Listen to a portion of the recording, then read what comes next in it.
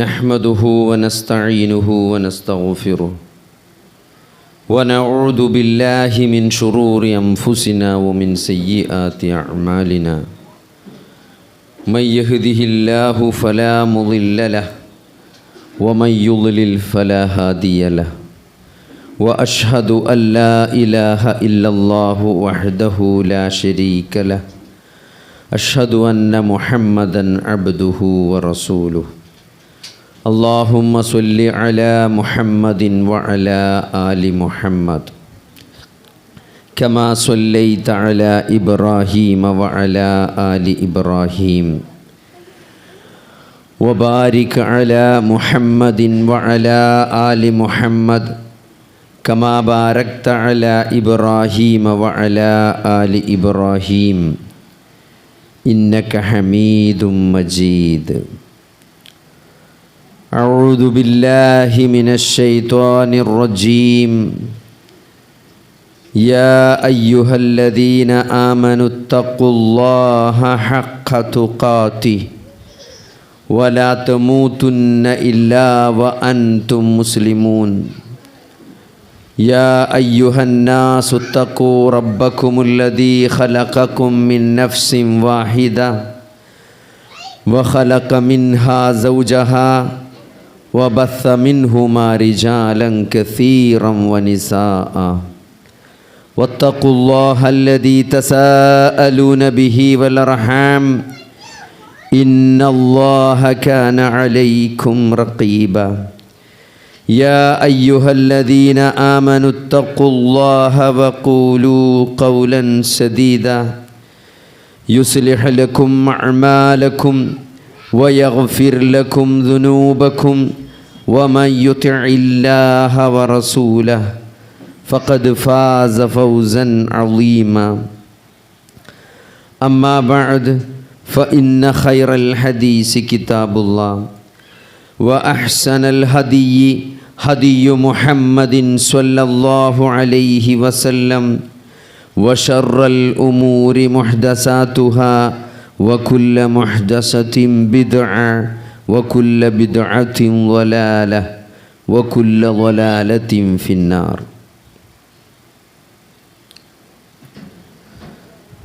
സത്യവിശ്വാസികളെ, സത്യവിശ്വാസിനികളെ,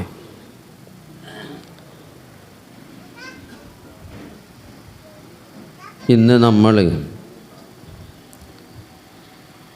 മനസ്സിലാക്കുന്ന വിഷയമെന്നത് ഒരു മഹാമാരിയെക്കുറിച്ചാണ്. ഹോർമൂസ് കടലിടുക്ക് തുറന്നും അടച്ചും കൊണ്ടിരുന്നാലുണ്ടാകുന്ന വലിയ സാമ്പത്തിക പ്രതിസന്ധിയേക്കാളൊക്കെ വലിയൊരു പ്രശ്നത്തെക്കുറിച്ചാണ്. നമുക്കറിയാം, ടെൻഷൻ, ഉത്കണ്ഠ, സമാധാനം കിട്ടണില്ല എന്ന് പറയുന്ന ആൾക്കാർ, പേടി, നിരാശ, വിഷാദം. ഇന്ന് ഏറ്റവും കൂടുതൽ ആളുകൾ കൗൺസിലിങ്ങിനും, അത് നമ്മൾ പ്രതീക്ഷിക്കാത്ത ഒരു പ്രായത്തിലേക്ക്, ഇപ്പോൾ ചെറിയ കുട്ടികൾക്ക് വരെ ടെൻഷൻ, ഉത്കണ്ഠ, നിരാശ, ഇതൊന്നും നമ്മൾ ഒരു കാലത്ത് കുട്ടികളെന്ന് പറഞ്ഞാൽ അങ്ങനെ ചിരിച്ച് കളിച്ച് നടക്കുന്നൊരു പ്രായമാണ്. ആ സമയത്ത് പോലും അമിതമായ ടെൻഷൻ അനുഭവിക്കുക എന്ന് പറയുമ്പം, അപ്പോൾ ആ ഒരു തലത്തിലേക്ക് കാര്യങ്ങൾ സംഭവിച്ചിട്ടുണ്ട് എന്ന് നമ്മളെല്ലാവരും തിരിച്ചറിയണം. ഇപ്പോൾ നമുക്ക് പണ്ട് ചെറിയ ഒരു വീടുണ്ടായിരുന്നില്ലേ, ഒരു തായ്യരിയും 2 റൂമൊക്കെ ചേർന്ന് ഒരു കൊലായിയൊക്കെ ഉള്ള പെര. അന്ന് നമ്മളെ പെര എന്ന് പറഞ്ഞാൽ വലിയ പെരയാണ്. സിറ്റ് ഔട്ട്, നമുക്ക് അവിടെ ഗസ്റ്റിനിരിക്കാൻ സൗകര്യമുണ്ട്. അടുക്കള തന്നെ 2-3 അടുക്കളയുള്ള ആൾക്കാരുണ്ട്. പുറത്ത് അതിൻ്റെ പുറമെ തിജത്തിച്ചാൻ വേറെ സ്ഥലം, ചോറുണ്ടാക്കാൻ അല്ലേ വേറെ അടുപ്പ്, അങ്ങനെ പല സൗകര്യങ്ങൾ. വണ്ടിയൊക്കെ നമുക്ക് നോക്കുകയാണെങ്കിൽ കാറും, അതായത് നമ്മുടെ സൗകര്യങ്ങളൊക്കെ കൂടുതലാണ്. പക്ഷേ ആൾക്കാർക്ക് ഉറക്കം കിട്ടണില്ല, സമാധാനം കിട്ടണില്ല. ഇപ്പം ഇന്ന് എല്ലാവർക്കും ഇഷ്ടംപോലെ ഫ്രണ്ട്സാണ്. വാട്സപ്പിലും ഫേസ്ബുക്കിലൊക്കെ എവിടെടുത്ത് നോക്കിയാൽ ഇഷ്ടം പോലെ ആൾക്കാരാണ് ഓരോ ഗ്രൂപ്പിലും. നമ്മളറിയാത്ത കുറേ ആൾക്കാർ, നമ്മളറിയണ നമ്മളെ വോയിസൊക്കെ കേൾക്കണ കുറേ ആൾക്കാർ ചിലപ്പോൾ നമ്മൾ നേരിട്ട് കണ്ടിട്ട് തന്നെ ഉണ്ടാവില്ല. പക്ഷേ എന്തായാലും ഒരു ഇടങ്ങേറുണ്ടാകുമ്പം ഒരു തോളിലൊന്ന് ചാഞ്ഞ് കിടക്കാൻ പറ്റിയ ആൾക്കാർ നമുക്ക് എത്ര ഉണ്ട് നമ്മൾ നോക്കിയാൽ മതി.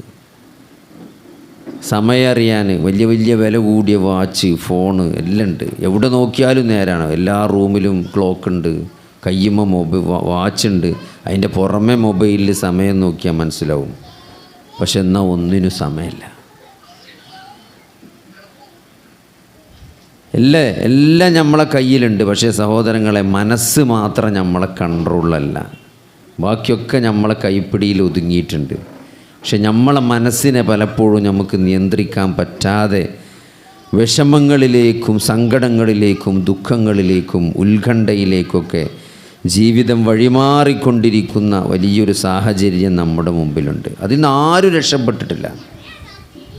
ഞാൻ അത്ഭുതപ്പെടുകയാണ്. 80 വയസ്സുള്ള ഒരാളെ ആത്മഹത്യക്ക് ശ്രമിച്ചിട്ട് ആശുപത്രി കൊണ്ടുവന്നിരിക്കുകയാണ്. എങ്ങനെയാണ് ആത്മഹത്യ ചെയ്യേണ്ടത് പോലും ആ സാധുവിന് അറിയില്ല. അയാൾ കാലിൻ്റെ വിഷവള്ളിയാണ് മുറിച്ചിക്കണേ. നമ്മൾ ഈ കാലിൻ്റെ മടമ്പിൻ്റെ ബാക്കിലുള്ള വള്ളി ഉണ്ടല്ലോ, അത് മുറിച്ച അവിടുന്ന് മരിച്ച. അത് കൊത്തി നുറുക്കി വെച്ചാണ് മൂപ്പരാകെ മരിച്ചാൻ വേണ്ടി കണ്ട്. 80 വയസ്സുണ്ട്. ഭാര്യ മരിച്ച് കുറച്ച് ദിവസമായി, ആരും നോക്കാനില്ല. അപ്പോൾ മക്കൾക്ക് ഞാനൊരു ഭാരമായി എന്ന് മൂപ്പർക്കൊരു തോന്നൽ.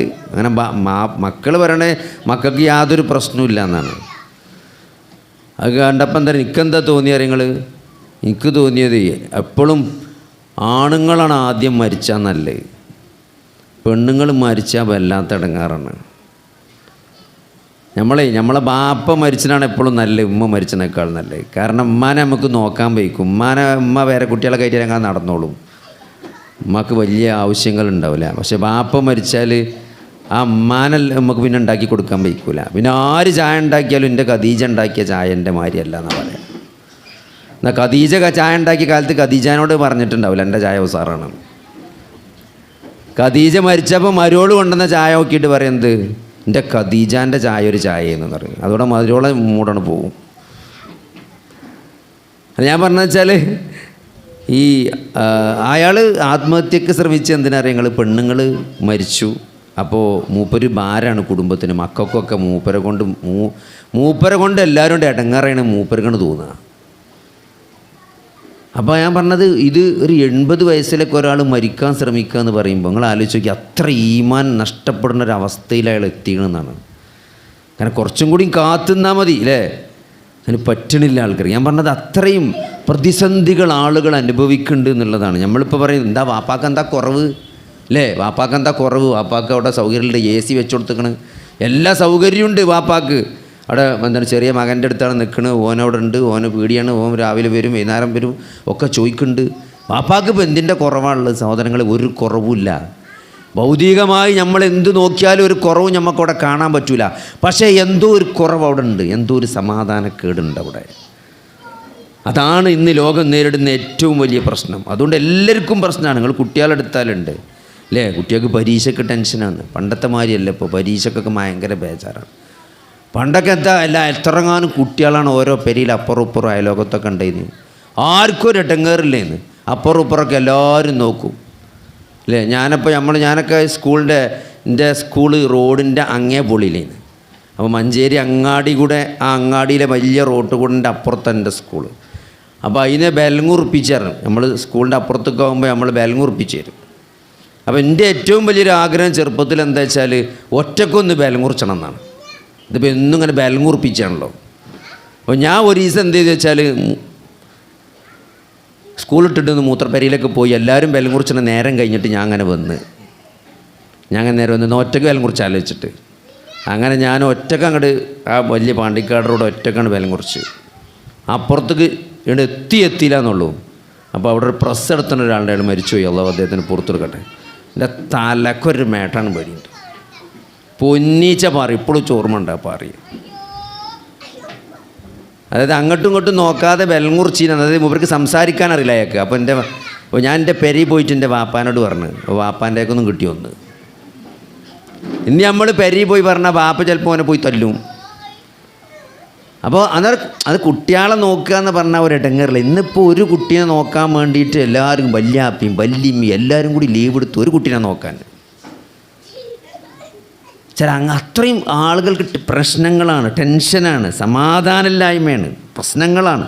ഇപ്പോൾ സഹോദരങ്ങൾ, ഇതിലൊക്കെ നമ്മൾ മനസ്സിലാക്കേണ്ടിരിക്കണം. എല്ലാവരും ഇപ്പോൾ യുവാക്കളെ സംബന്ധിച്ചൊരു ജോലിക്ക് പ്രശ്നം, ജോലി കിട്ടാത്ത, പഠിച്ചിട്ട് ആദ്യമൊക്കെ പഠിച്ച് ഒരു കോഴ്സ് സെലക്ട് ചെയ്യാനും ഒരു കോഴ്സ് തിരഞ്ഞെടുക്കാനും അത് പഠിക്കാനുള്ള ഇടങ്ങേറ്, അത് പഠിച്ചിട്ട് പിന്നെ അതിനനുസരിച്ചൊരു ജോലി കിട്ടാത്ത പ്രശ്നം, ഇതൊക്കെ കിട്ടി നോക്കുമ്പോൾ പെണ്ണ് കിട്ടാത്ത പ്രശ്നം, ഇതൊക്കെ വലിയ പ്രശ്നങ്ങളാണ്. നിങ്ങളെന്താ പറയണത്? കഴിഞ്ഞ ദിവസം ഒരു പിതാവ് പറയാണ്, 27 വയസ്സുള്ള മകന് 24 വയസ്സുള്ള പെണ്ണിനെ കാണാൻ പോയി, മുട്ടായി എടുക്കാൻ പോയിട്ട് മുട്ടായി മാണ്ടായിരുന്നു, വാങ്ങിക്കൊണ്ടേ മുട്ടായി മാണ്ടാന്ന് പറഞ്ഞു. അപ്പോൾ എന്താ വെച്ചാൽ വയസ്സ് 3 വ്യത്യാസമുണ്ട്, 3 വയസ്സ് വ്യത്യാസമുണ്ടെന്ന്. അതുകൊണ്ട് ഒരേ വൈബ് ഉണ്ടാവില്ല. എത്ര പെണ്ണ് പറഞ്ഞാണ്, ഒരേ വൈബ് ഉണ്ടാവില്ല, 3 വയസ്സ് വ്യത്യാസം ഉണ്ടാവും. അപ്പോൾ മാണ്ടാന്ന് പറഞ്ഞു. അപ്പോൾ എല്ലാം ജോലി ഉണ്ടായി ഒക്കെ കഴിഞ്ഞ് ഒരു പെണ്ണിട്ടാൻ നോക്കുമ്പോൾ പെണ്ണിട്ടണില്ല. അതിന് മാതാപിതാക്കൾക്ക് ടെൻഷൻ. ഇപ്പോൾ കഴിഞ്ഞ ദിവസം ഒരാൾ പറഞ്ഞു, എൻ്റെ പെൺകുട്ടികളുടെ കാര്യത്തിൽ ഇപ്പോൾ ബേജാറില്ല, എൻ്റെ മകന് 28 വയസ്സായി, ഓന് പെണ്ണിട്ടാത്തപ്പോൾ എൻ്റെ ടെൻഷൻ. പണ്ട് ഇവിടെ ആൾക്കാർ പറഞ്ഞു തന്നൊരു പെൺകുട്ടികളെ കൊണ്ട് ഇടങ്ങാറായ കഥയെന്ന് ആൾക്കാർക്ക് പറയാമല്ലേ.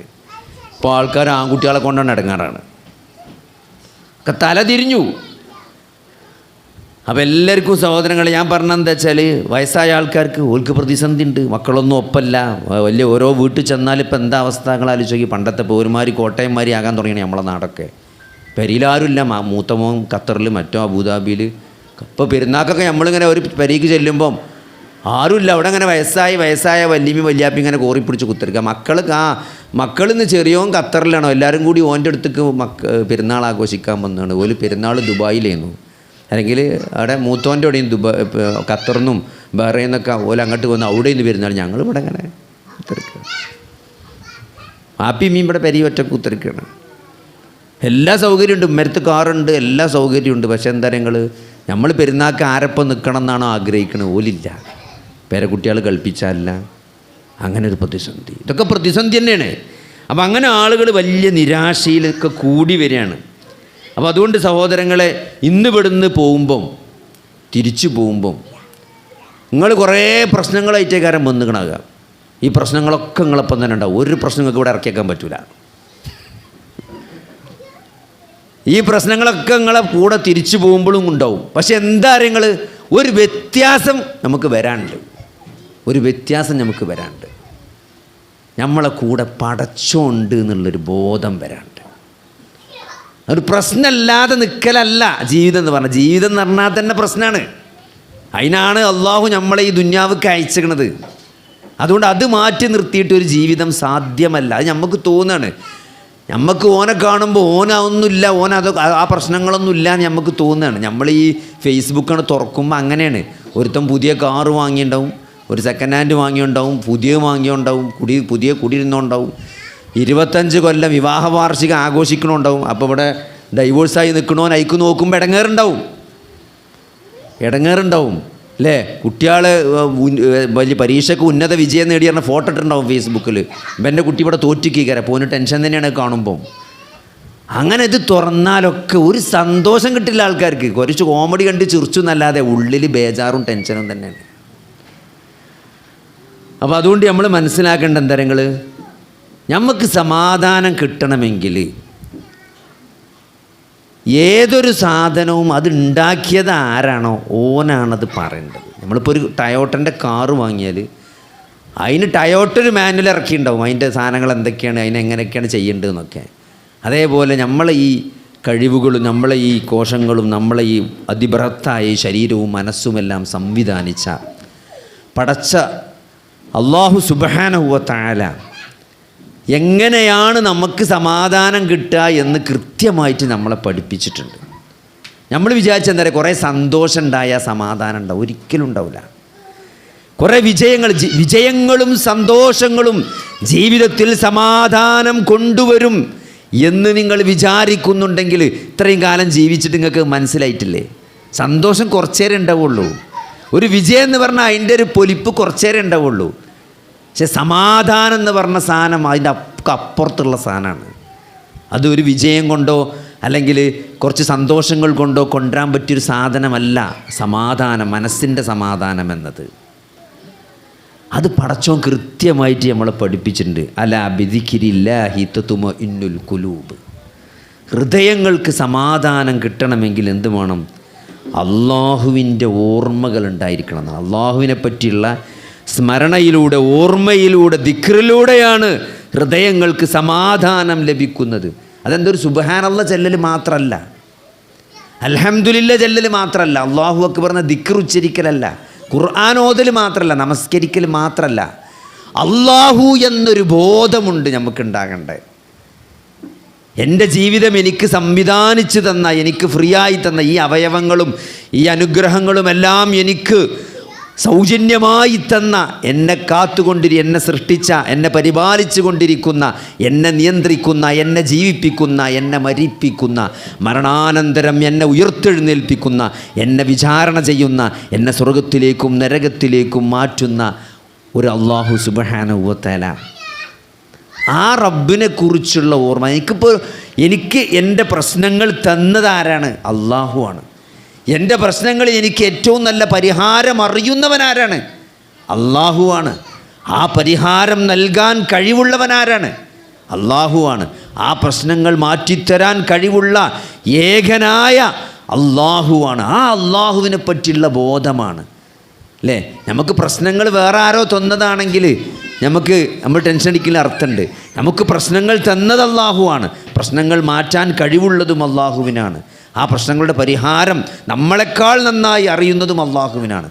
ആ അല്ലാഹുവിനോടാണ് ഞാൻ പ്രാർത്ഥിക്കുന്നത്, ആ അല്ലാഹുവിനെയാണ് ഞാൻ ആരാധിക്കുന്നത്, ആ അല്ലാഹുവിലാണ് ഞാൻ തവക്കുൽ ചെയ്തിരിക്കുന്നത്, ആ അല്ലാഹുവിനോടാണ്, ആ അല്ലാഹുവിലേക്കുള്ള യാത്രയാണ് ഈ ജീവിതം. ആ അല്ലാഹുവാണ് എന്നെ മരിപ്പിക്കുന്നത്, ആ അല്ലാഹുവാണ് എൻ്റെ കർമ്മങ്ങൾ രേഖപ്പെടുത്തുന്നത്, ആ അല്ലാഹുവാണ് എൻ്റെ കർമ്മരേഖക്കനുസരിച്ച് നാളെ എന്നെ വിചാരണ ചെയ്യുന്നത്, ആ അല്ലാഹുവാണ് എന്നെ സ്വർഗത്തിലേക്കും നരകത്തിലേക്കും മാറ്റുന്നത്. ആ അല്ലാഹു കാരുണ്യവാനാണ്, പാപങ്ങൾ പുറത്തു തരുന്നവനാണ്, എല്ലാറ്റിനും കഴിവുള്ളവനാണ്, എല്ലാം അറിയുന്നവനാണ്, കാണുന്നവനാണ്, കേൾക്കുന്നവനാണ്. ഈ ഒരു ബോധം സഹോദരങ്ങളെ, അത് മനുഷ്യന് നൽകുന്ന ഊർജം ചെറുതല്ല. അവിടെ നമ്മൾ മനസ്സിലാക്കേണ്ടത് അതാണ്. അലാ ബിദിക്രില്ലാഹി തത്മഇന്നുൽ ഖുലൂബ്. അല്ലാഹുവെ പറ്റിയുള്ള ബോധം, ഓർമ്മ, സ്മരണ, അതാണ് സമാധാനം തരേണ്ടത്. അതല്ലാത്ത ഒന്നിനും നമുക്ക് ശാശ്വതമായ സമാധാനം തരാൻ കഴിയില്ല. നിങ്ങൾക്ക് എന്തെങ്കിലും ഒരു വിജയമോ സന്തോഷമോ കിട്ടിയാൽ അത് വളരെ കുറച്ച് നേരം ഉണ്ടാവുള്ളൂ. അത് മനുഷ്യൻ്റെ പ്രത്യേകതയാണ്. ഒരു മല സ്വർണ്ണ കൂമ്പാരം നിങ്ങൾക്ക് നൽകിയാലും കുറച്ച് കഴിഞ്ഞാൽ ചോദിക്കും അടുത്ത മല എവിടെയാണെന്നുള്ളത്. പിന്നെ ഒരു മല കൊണ്ട് സന്തോഷം കിട്ടൂല, പിന്നെ 2 മല. നോക്കി, നിങ്ങളെ ശമ്പളം 10,000 ഉറുപ്പ്യാണ് ഒരു മാസം എന്നുണ്ടെങ്കിൽ ആദ്യത്തെ 2 മാസം അതിൻ്റെ സന്തോഷം ഉണ്ടാവും, 3-ാമത്തെ മാസം അത്ര സന്തോഷം ഉണ്ടാവില്ല, പിന്നെ അതൊരു 12,000 15,000 ഒക്കെ ആക്കുമ്പോഴേ സന്തോഷം ഉണ്ടാവുള്ളൂ. അതുകൊണ്ട് ഒരിക്കലും എന്ത് ചെയ്യൂല, ദുന്യാവിൻ്റെ കാര്യം അങ്ങനെയാണ് സഹോദരങ്ങൾ. അതുകൊണ്ട് ഇതാണ് നമ്മൾ മനസ്സിലാക്കേണ്ടത്. അത് ഇവിടെ നമ്മൾക്ക് നമ്മുടെ മുമ്പിൽ സന്തോഷമെന്ന് ഇവിടെ ഈ ആളുകളെല്ലാം അവതരിപ്പിക്കുന്ന സന്തോഷമെന്നത് അത് നമ്മളെ വഞ്ചിച്ച് കളയാണ് ചെയ്തത്. നമ്മളൊരു വിശ്വാസി എന്ന നിലക്ക് നമ്മളതിൽ വഞ്ചിക്കപ്പെടാൻ പാടില്ല അല്ലേ. ഈ ദുനിയാവ് ഒരു വഞ്ചനാചരക്കാണ്. ദുനിയാവിൻ്റെ ആളുകൾ അവരുടെ വ്ളോഗിലൂടെയും അവരുടെ വീഡിയോയിലൂടെയും അവരുടെ റീൽസിലൂടെയും സോഷ്യൽ മീഡിയയിലൊക്കെ ഈ തള്ളിക്കൊണ്ടിരിക്കുന്ന എന്താണ് സമാധാനമല്ലേ, ഒരു യാത്ര പോകൂ. കുറേ ആൾക്കാർ ടൂർ പോയിട്ട് ഇങ്ങനെ ഫോട്ടോ ഇടുകയാണ്, ഓലിങ്ങനെ അടിച്ച് പൊളിക്കുകയാണ്. അപ്പോൾ നമുക്ക് തോന്നും ഒരു യാത്ര പോയാൽ ഒരു സമാധാനം കിട്ടുന്നു അല്ലേ, കുറേ യാത്ര ചെയ്താൽ സമാധാനം കിട്ടും. അങ്ങനെ കുറേ പൈസ ഉണ്ടാക്കിയാൽ ഓരോരോ സ്ഥാപനങ്ങൾ തുറക്കുക, കൂടുതൽ വരുമാനം ഉണ്ടാകുമ്പോൾ സന്തോഷം കിട്ടുമെന്ന് നമുക്ക് തോന്നും അല്ലേ. ഒരു സോഷ്യൽ മീഡിയ കൈകാര്യം ചെയ്യുന്ന ആരാണെങ്കിലും നമുക്ക് തോന്നും നമുക്ക് കുറേ ലൈക്ക് കിട്ടിയാൽ, നമുക്ക് കുറേ ഫോളോവേഴ്സ് ഉണ്ടെങ്കിൽ നമുക്ക് എന്ത് ചെയ്യും, നമുക്ക് സന്തോഷം കിട്ടുമെന്ന് തോന്നും. പക്ഷേ സഹോദരങ്ങളെ, നമുക്ക് സന്തോഷം കിട്ടണമെങ്കിൽ നമ്മുടെ ഹൃദയത്തിൻ്റെ ഒരു ഭക്ഷണമുണ്ട്, ആത്മാവിനൊരു ഭക്ഷണം അല്ലാഹു നിശ്ചയിച്ച് വെച്ചിട്ടുണ്ട്. അല്ലാഹു നമുക്ക് നൽകിയ അല്ലേ, നമ്മുടെ ശരീരത്തിന് ഭക്ഷണമുണ്ട്, നമുക്കറിയാം. നമ്മുടെ ശരീരത്തിന് കുറേ ആവശ്യങ്ങളുണ്ട്. പക്ഷേ ശരീരത്തിൻ്റെ ആവശ്യങ്ങളൊക്കെ നിറവേറ്റപ്പെട്ടാലും നമ്മുടെ ഹൃദയത്തിനും നമ്മുടെ മനസ്സിനും ചില ഭക്ഷണം ഉണ്ട് എന്നാണ്. അതിന് സ്നേഹം കിട്ടണം അല്ലേ, അതിന് അള്ളാഹുവിൻ്റെ ഒരു വലിയ തണൽ വേണം. അല്ലേ? ഒരു നമുക്ക് അവലംബിക്കാൻ, നമ്മുടെ ഭാരങ്ങൾ ഇറക്കി വെക്കാൻ, നമുക്ക് രക്ഷ ചോദിക്കാൻ, നമ്മുടെ പ്രശ്നങ്ങളിൽ നിന്ന്, പ്രതിസന്ധികളിൽ നിന്ന് ഒരു തണൽ കിട്ടാൻ നമുക്ക് ഒരു അവലംബം വേണ്ടതുണ്ട്. അത് അള്ളാഹുവാണ്. അത് നമ്മളെ സൃഷ്ടിച്ച, നമ്മളെ നന്നായി അറിയുന്ന, നമ്മളെ മാതാപിതാക്കളെക്കാൾ നമ്മളെ സ്നേഹിക്കുന്ന ഒരു റബ്ബ് എന്നാണ് റബ്ബുൽ ആലമീൻ. ഫാത്തിഹയിൽ, വിശുദ്ധ ഖുർആനിൻ്റെ തുടക്കത്തിൽ, നമ്മളെന്നും നിസ്കാരത്തിൽ ഓതുന്ന ഫാത്തിഹയിൽ അള്ളാഹുവിനെ കുറിച്ച് പരിചയപ്പെടുത്തുന്ന കുറച്ച് പദങ്ങളുണ്ട്. അത് മാത്രം മതി റബ്ബ് ആരാണെന്ന് മനസ്സിലാക്കാൻ, അല്ലേ? ബിസ്മില്ലാഹിർ റഹ്മാനിർ റഹീം. റഹ്മാനും റഹീമുമായ അള്ളാഹു. നിങ്ങൾ ആലോചിച്ച് നോക്കി, റഹ്മാനും റഹീമുമായ അള്ളാഹു, റബ്ബുൽ ആലമീനായ അള്ളാഹു, ഈ പ്രപഞ്ചത്തിൻ്റെ രക്ഷിതാവാണ്. ഈ പ്രപഞ്ചം സൃഷ്ടിക്കുകയും അതിനെ പരിപാലിക്കുകയും നമുക്ക് വേണ്ട സകലമാന സൗകര്യങ്ങളും സംവിധാനിക്കുകയും ചെയ്ത നമ്മളെ മാതാപിതാക്കൾ എന്ന് പറഞ്ഞ സഹോദരങ്ങളെ, അതെന്ന് മുതലാണ്? നമ്മളെ വാപ്പിയമ്മയും കല്യാണം കഴിച്ചത് മുതലാണ് നമുക്ക് മാതാപിതാക്കൾ എന്നുള്ളൊരു കൺസെപ്റ്റ് തന്നെ വരുന്നത്. പക്ഷേ അതിനേക്കാൾ മുമ്പ് നമ്മളെ ആത്മാവിനെ സൃഷ്ടിച്ചവൻ, നമ്മളെ ആത്മാവിനെ കാത്തു സൂക്ഷിച്ചവൻ, നമ്മളെ ആ ഗർഭാശയത്തിൽ നമ്മളെ സംരക്ഷിച്ചവൻ, അല്ലേ? നമ്മളൊന്നും അറിയാതെ ഈ ഭൂമിയിൽ ജന്മം നൽകി നമുക്കെന്ത് ചെയ്തു? ആ മാതാവിൻ്റെ ഗർഭാശയത്തിൽ ഗർഭാശയത്തിൽ നമ്മൾ ആ പൊക്കിൾ കൊടി വഴി സ്വീകരിച്ച ഓക്സിജനെ പുറത്തേക്ക് വന്നപ്പം ഒരൊറ്റ ശ്വാസത്തിലൂടെ, ഒരൊറ്റ കരച്ചിലൂടെ അതിൻ്റെ സ്വിച്ചെന്നെ മാറ്റി. നിങ്ങൾ ആലോചിച്ച് നോക്കി, അതുവരെ രക്തത്തിലൂടെ സ്വീകരിച്ച ഓക്സിജൻ ഒരു കരച്ചിലൂടെ പുറത്തേക്ക് വരുമ്പം ഒരു ശ്വാസകോശത്തിലൂടെ നമ്മൾ ഈ വായു സ്വീകരിക്കുകയാണ്. ഒരു ട്രയലും കൂടി ഇല്ല, ഒരു ടെസ്റ്റ് ചെക്കിങ് കൂടി ഇല്ല. ഫസ്റ്റ് ആ കരയുന്നതോടുകൂടി നമ്മളെ ശ്വാസകോശം കണ്ട് ഓപ്പൺ ആക്കുകയാണ്. പിന്നെ നേരെ ബ്ലഡിൽ നിന്ന് അതുവരെ നമുക്ക് പൊക്കിൾ കൊടിയിലൂടെ കിട്ടിയ ഓക്സിജൻ നേരെ അന്തരീക്ഷ വായുവിൽ നിന്ന് ശ്വാസകോശത്തിലേക്ക് വരികയാണ്. ഒരൊറ്റ സ്വിച്ചിന് മാറ്റിയാറല്ലേ നമ്മൾ കറണ്ട് വരുമ്പോൾ സ്വിച്ചിന് മാറ്റി കൊടുക്കൂലേ? അത് ജനറേറ്ററിന് ഓഫാക്കുക എന്നൊക്കെ പറഞ്ഞാൽ അങ്ങോട്ട് മാറ്റി ആ മോഡ് മാറ്റി കൊടുക്കുന്ന മാതിരി ആ ഒരൊറ്റ കരച്ചിലൂടെ നമ്മളെ മോഡ് മാറി നമ്മൾ ഈ അന്തരീക്ഷ വായുവിൽ ശ്വസിക്കാൻ തുടങ്ങി, അല്ലേ? നമ്മളൊന്നും അറിയാതെ ഒരു കുഞ്ഞുങ്ങൾ ആലോചിച്ച് നോക്കി, മനുഷ്യൻ തൻ്റെ മാതാപിതാക്കളോട് കരുണ കാണിക്കണം എന്ന് ഖുർആൻ പറയുമ്പം നമ്മളതിൻ്റെ ഒരു ലോജിക്ക് ആലോചിച്ചാൽ മതി. ലോകത്ത് മറ്റേത് ജീവിയെക്കാളും മാതാപിതാക്കളോട് ഏറ്റവും കടപ്പെട്ട് കിടക്കുന്ന ജീവി മനുഷ്യനാണ്. കാരണം മനുഷ്യൻ്റെ ആ ശൈശവം എന്ന് പറഞ്ഞത് വളരെ ദീർഘമായൊരു കാലഘട്ടമാണ്. വേറൊരു സൃഷ്ടിക്കും അത്ര ദീർഘമായൊരു ശൈശവമല്ല. ജനിച്ചൊക്കെ തന്നെ ഇറങ്ങി മണ്ടു. ഏത് നായ്ക്കുട്ടിയാണെങ്കിലും പൂച്ചക്കുട്ടിയാണെങ്കിലും അത് ഇറങ്ങിപ്പായും. ഒരു താറാവ് മുട്ട വിരിഞ്ഞാൽ അത് നിങ്ങൾ വെള്ളത്തിൽ കൊണ്ടിട്ട് അത് നീന്തും. പക്ഷെ മനുഷ്യൻ ഒരു സുദീർഘമായ കാലഘട്ടം തൻ്റെ മാതാപിതാക്കളെ ആശ്രയിച്ചാണ് ജീവിക്കുന്നത്. അതുകൊണ്ടാണ് മാതാപിതാക്കൾക്ക് വേണ്ടി നമ്മൾ പ്രാർത്ഥിക്കുമ്പം മാതാപിതാക്കൾ എന്നോട് കരുണ കാണിച്ചതുപോലെ നീ അവരോട് കരുണ കാണിക്കണം എന്ന് നമ്മൾ പ്രാർത്ഥിക്കണത്, അല്ലേ? വാപ്പിയമ്മയും നമുക്ക് അസുഖമായപ്പം ഉറങ്ങാതെ ഉമ്മ നമ്മളെ സംരക്ഷിച്ചു, അല്ലേ? ഉമ്മ നമ്മളെ നോക്കി, ഉറക്കൊഴിച്ച് നോക്കി. അത് മാതാപിതാക്കളുടെ കാരുണ്യമാണ്. അള്ളാഹു മാതാപിതാക്കൾക്ക് മക്കളിൽ വെച്ച കാരുണ്യമാണ് സഹോദരങ്ങളെ. അപ്പോൾ ഇതൊക്കെ എന്താണ്? ഇതൊക്കെ അള്ളാഹുവിൻ്റെ കാരുണ്യമാണ്. റഹ്മാനും റഹീമുമായ ഒരു അള്ളാഹുവിനെ നമ്മൾ ഈ ഖുർആനിലൂടെ, സൂറത്തുൽ ഫാത്തിഹയിലൂടെ ദിവസം നമ്മൾ എത്ര പ്രാവശ്യമാണത് പറയുന്നത്. അങ്ങനത്തെ ഒരു അള്ളാഹുവാണ് നമ്മുടെ ഹൃദയത്തെ സംവിധാനിച്ചത്. ആ അള്ളാഹുവാണ് നമ്മളെ പറഞ്ഞതെന്ത്? ഹൃദയത്തിൽ സമാധാനം എങ്ങനെയാണ് കിട്ടുക എന്ന് നമുക്ക് പറഞ്ഞു തരാൻ ഏറ്റവും അർഹതയുള്ളത് ആ റബ്ബിനാണ്. ആ റബ്ബ് പഠിപ്പിച്ച മാർഗമാണെന്ത്?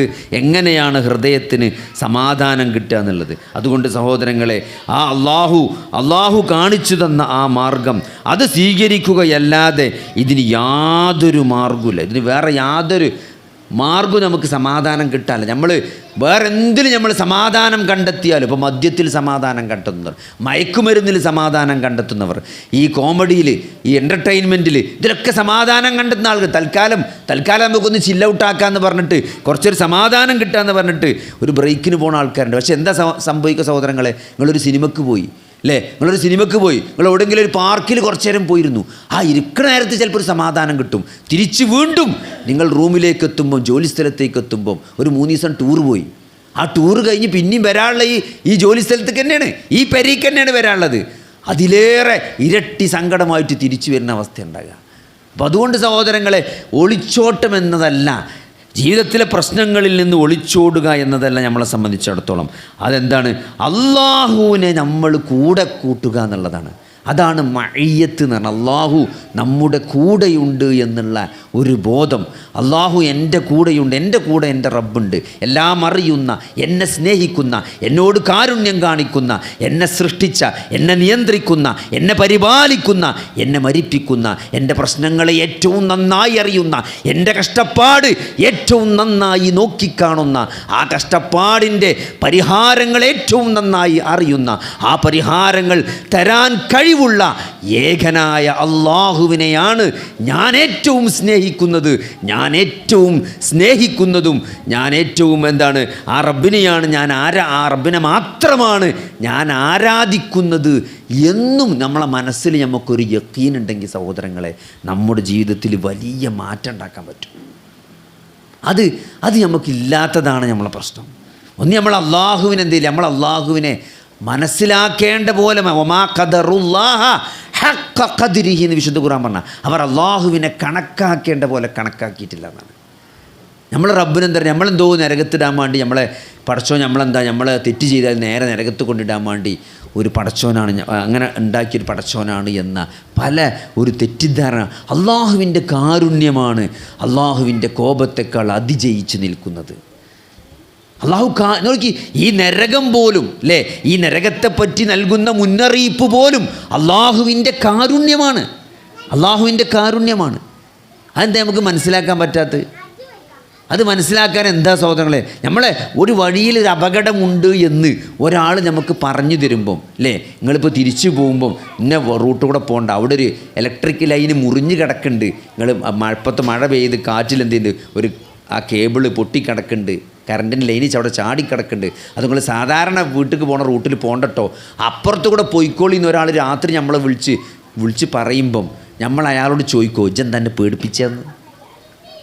പേടിപ്പിച്ചെന്നാ ചോദിക്കുക. നമ്മൾ ഓനെ നന്ദിയോട് ഓർക്കുകയാണ് ചെയ്യുക, നന്ദി പറയുകയാണ് ചെയ്യുക. കാരണം നമ്മൾ പോകേണ്ട റൂട്ടാണത്, നമ്മളിന്ന് രാത്രി പെരീക്ക് പോണ വഴിയാണത്. ഓനെ പറഞ്ഞുകൊണ്ട് നമ്മൾ മാറിപ്പോവാണ്. സഹോദരങ്ങളെ, അള്ളാഹു നരകത്തെപ്പറ്റി താക്കീത് ചെയ്യുമ്പോൾ, നരകത്തിൻ്റെ ശിക്ഷയെപ്പറ്റി പറഞ്ഞു തരുമ്പോൾ, സ്വർഗവാസികളും നരകവാസികളും തമ്മിൽ നടക്കുന്ന സംഭാഷണത്തിൽ ഞങ്ങൾ എന്തുകൊണ്ട് സ്വർഗത്തിലായി, ഞങ്ങൾ എന്തുകൊണ്ട് നരകത്തിലായി എന്ന് അവർ പറയുന്നുണ്ട് ഖുർആനിൽ. ഞങ്ങൾ ഈ വിചാരണയെ പ്രതീക്ഷിക്കുന്നവരായിരുന്നു, അതുകൊണ്ടാണ് ഒരു സ്വർഗത്തിൽ പോയത്.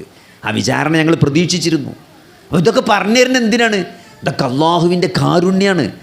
ഇങ്ങനെയൊക്കെ പറഞ്ഞു തരികയാണ്, ആ വഴിക്ക് പോകണ്ടട്ടോ, ഇന്നതൊന്നും ചെയ്യണ്ടട്ടോ, നരകത്ത് പോകട്ടോ, നിങ്ങളങ്ങനെ പോലിട്ടോ, നിങ്ങൾ നരകത്തിൻ്റെ ആളുകളാകല്ലിട്ടോ, നിങ്ങൾ മുനാഫിക്കിൻ്റെ സ്വഭാവം ഉണ്ടാകല്ലിട്ടോ, അല്ലേ, നിങ്ങൾ ഫാസിക്കാകല്ലിട്ടോ, നിങ്ങൾ കാഫിറുകളിൽ പെട്ട് പോകല്ലിട്ടോ, വലാ തമൂതുന്ന ഇല്ലാ വഅൻതും മുസ്ലിം. നിങ്ങൾ ആലോചിച്ച്, അള്ളാഹുവിൻ്റെ ഒരു ഗുണകാംശത്തിന് നിങ്ങൾ മുസ്ലിങ്ങളായിക്കൊണ്ടല്ലാതെ മരിക്കാനിടവരരുത് എന്നാണ്. വലാ തമൂതുന്ന ഇല്ലാ വഅൻതും മുസ്ലിമൂൻ. ഇതിനേക്കാൾ എങ്ങനെ ഇനി പറഞ്ഞുതരാം നമുക്ക്?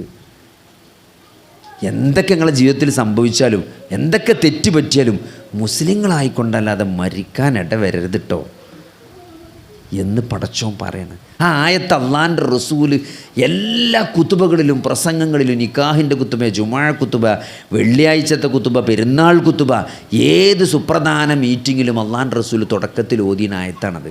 വലാ തമൂതുന്ന ഇല്ലാ വഅൻതും മുസ്ലിമൂൻ യാ അയ്യുഹന്നാസു തഖുല്ലാഹ ഹഖ്ഖ തുഖാതി വലാ തമൂതുന്ന ഇല്ലാ വഅൻതും മുസ്ലിമൂൻ. അപ്പം അങ്ങനെ പറയണത് എന്താണ്?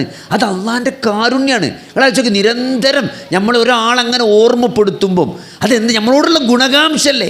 പിന്നെ നമ്മളെ വാപ്പ എപ്പോഴും പറയണം, നോക്കാം ഈ ശ്രദ്ധിക്കണം കേട്ടോ, ഈ ശ്രദ്ധിക്കണം. നമ്മൾ വണ്ടി എടുക്കുമ്പോഴൊക്കെ പറയും അല്ലേ, ചില വാപ്പാരങ്ങനെയാണ്, വണ്ടി കയറി അപ്പം നമ്മൾ കാറുകൾ ശ്രദ്ധിച്ച് പോകണട്ടോ, ശ്രദ്ധിച്ച് പോകണട്ടോ. ചില വല്യമാർ പറയും കാക്കക്കോക്കി നടക്കണം കേട്ടോ പറയും.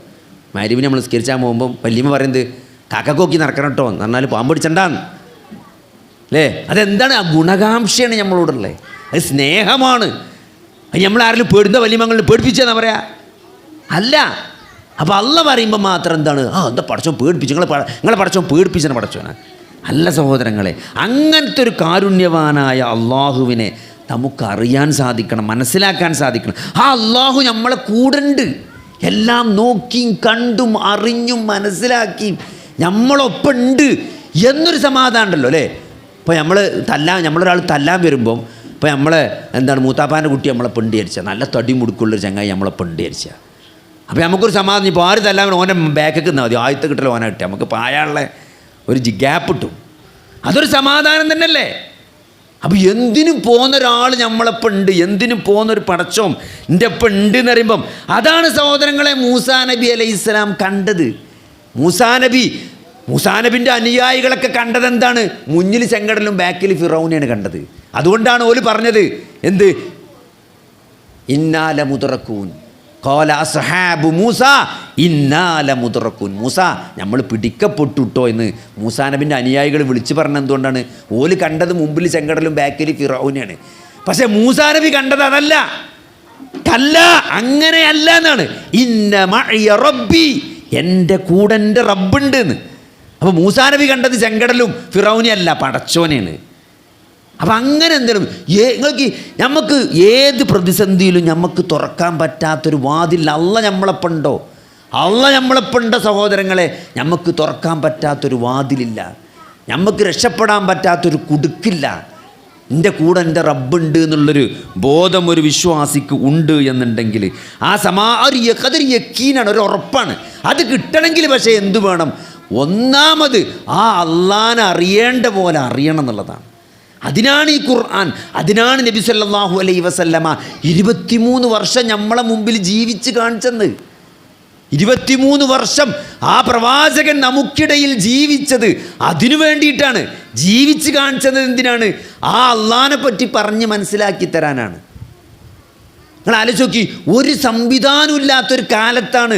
ഒരു വീഡിയോ റെക്കോർഡിംഗ് ഇല്ല, ഒരു വോയിസ് ഇല്ല, വായും ചെവിയല്ലാതെ വേറൊരു സംവിധാനവും ഇല്ലാത്ത, അതായത് നബീനെങ്ങനെ കാണുമ്പം അതാ കൺകൊണ്ട് കാണുക, നബിൻ്റെ ശബ്ദം ആ ചെവി കൊണ്ട് കേൾക്കുക, അതിനപ്പുറത്തേക്ക് ഒരു സംവിധാനവും ഇല്ല കാലമായിരുന്നില്ല. ഒരു ഫോണില്ല, ഒരു റെക്കോർഡിംഗ് ഇല്ല, ടി വി ഇല്ല, ഒന്നുമില്ല. നേരിട്ട് കേൾക്കുക, നേരിട്ട് പറയാം, നേരിട്ട് കാണുക. ആ നബി സല്ലല്ലാഹു അലൈഹി വസല്ലമ ജീവിച്ചൊരു കാലം എന്ന് പറഞ്ഞാൽ നമ്മൾ നോക്കിയാലും മതി. ഒരു സംവിധാനങ്ങളും ഇല്ലാത്തൊരു കാലത്താണ് നബി സല്ലല്ലാഹു അലൈഹി വസല്ലമ ജീവിച്ചത്. ആ സഹാബികൾ നബി സല്ലല്ലാഹു അലൈഹി വസല്ലമയെ നോക്കി കണ്ണിലിങ്ങനെ ഒപ്പിയെടുക്കുകയാണ്. ആ ഹദീസ് കാണുമ്പോൾ നമുക്ക് മനസ്സിലാവും. ഹദീസിലെ ഓരോ വാക്കുകളും സഹാബത്ത് പറയുമ്പം അള്ളാഹുവിൻ്റെ റസൂല് ചിരിച്ചു എന്ന് പറയുമ്പം നബിൻ്റെ പല്ല്, ഏതൊക്കെ പല്ലിൻ്റെ എത്ര ഭാഗം കണ്ടു എന്ന് സഹാബികൾ പറയാണ്. അപ്പം ഹദീസ് വായിക്കുമ്പം നമ്മൾ നബിനെ നോക്കി കാണുന്നത് പോലെയാണ് സഹാബത്ത് താബീങ്ങൾക്ക് നബിനെ പറ്റി പറഞ്ഞു കൊടുക്കുന്നത്. 1400 വർഷമായി ആ പ്രവാചകൻ ജീവിച്ചു പോയിട്ട് നിങ്ങൾ ആലോചിച്ച് നോക്കി. ഇന്നും ആ പ്രവാചകൻ നമുക്കിടയിൽ ജീവിക്കുന്നത് പോലെയാണ്. നബിയുടെ പരസ്യ ജീവിതം പരസ്യമാണ്. നബിയുടെ രഹസ്യ ജീവിതം പോലും അദ്ദേഹത്തിൻ്റെ പത്നിമാർ നമ്മുടെ ഉമ്മമാരായ ആയിഷ റളിയല്ലാഹു പോലുള്ള നമ്മുടെ ഉമ്മമാർ നമുക്ക് പറഞ്ഞു തരാൻ. നബി സല്ലല്ലാഹു അലൈഹി വസല്ലം രാത്രി ഇങ്ങനെയായിരുന്നു, രാത്രി ഇങ്ങനെ നിസ്കരിച്ചിരുന്നത്, രാത്രി ഈ സൂറത്താണ് ഓതിയിരുന്നത്, രാത്രി നിസ്കാരം ഇങ്ങനെയായിരുന്നു, രാത്രി നബി ഞാനൊന്നിച്ച് കിടന്നപ്പോൾ നബി ഇങ്ങനെയായിരുന്നു പെരുമാറിയത്. ഇങ്ങനെ നബിയുടെ ഒരു മനുഷ്യന് തൻ്റെ ജീവിതത്തിലേക്ക് ആവശ്യമായ സകല കാര്യങ്ങളും അള്ളാഹുവിൻ്റെ റസൂൽ നമുക്ക് ബാക്കി വെച്ചിട്ടാണ് പോയത്. അത്രത്തോളം 1400 വർഷം ഒരു സംവിധാനം രേഖപ്പെടുത്താൻ ഒരു സംവിധാനവും ഇല്ലാതിരുന്ന ആ കാലഘട്ടത്തിൽ ജീവിച്ച ആ പ്രവാചകൻ്റെ ജീവിതം ഇന്ന് ഏറ്റവും ലൈവായിട്ട് റെക്കോർഡ് ചെയ്യപ്പെട്ട് കിടക്കുകയാണ് ഹദീസുകളിലൂടെ. അത് 1400 വർഷമായിട്ട് ഒരു തെറ്റുമില്ലാതെ കൃത്യമായ സനദുകളിലൂടെ കൈമാറ്റം ചെയ്ത് നമ്മുടെ മുമ്പിൽ ജീവസുറ്റതായി നിലനിൽക്കുകയാണ്. അതിൽ യാതൊരു കൺഫ്യൂഷനല്ല. ലൈലുഹാ കനഹാരിഹ എന്നാണ്. അതിൻ്റെ രാത്രി അതിൻ്റെ പകൽ പോലെ വെളിച്ചമുള്ളതാണ്. അതിൽ ഇരുട്ടില്ല, അവ്യക്തതയില്ല. ഇന്നൽ ഹലാല ബയ്യിനുൻ വ ഇന്നൽ ഹറാമ ബയ്യിനുൻ. ഹലാൽ വ്യക്തമാണ്, ഹറാമും വ്യക്തമാണ്. ഹലാലും ഹറാമിലൊന്നും ആർക്കും കൺഫ്യൂഷനല്ല. അതിൻ്റെ അടിയിൽ കുറച്ച് സംശയമുള്ളതുണ്ടെങ്കിലും അതിൻ്റെ അസിൽ ആർക്കും സംശയമില്ല സഹോദരങ്ങളെ. അത്രയും വ്യക്തമായി ഈ ദീന് അള്ളാഹുവിൻ്റെ റസൂൽ നമുക്ക് വേണ്ടി ബാക്കി വെച്ചത് എന്തിനാണ്? ഈ ഒരു സമാധാനത്തിൽ നമ്മൾ ജീവിച്ചു പോകാൻ വേണ്ടിയിട്ടാണ്.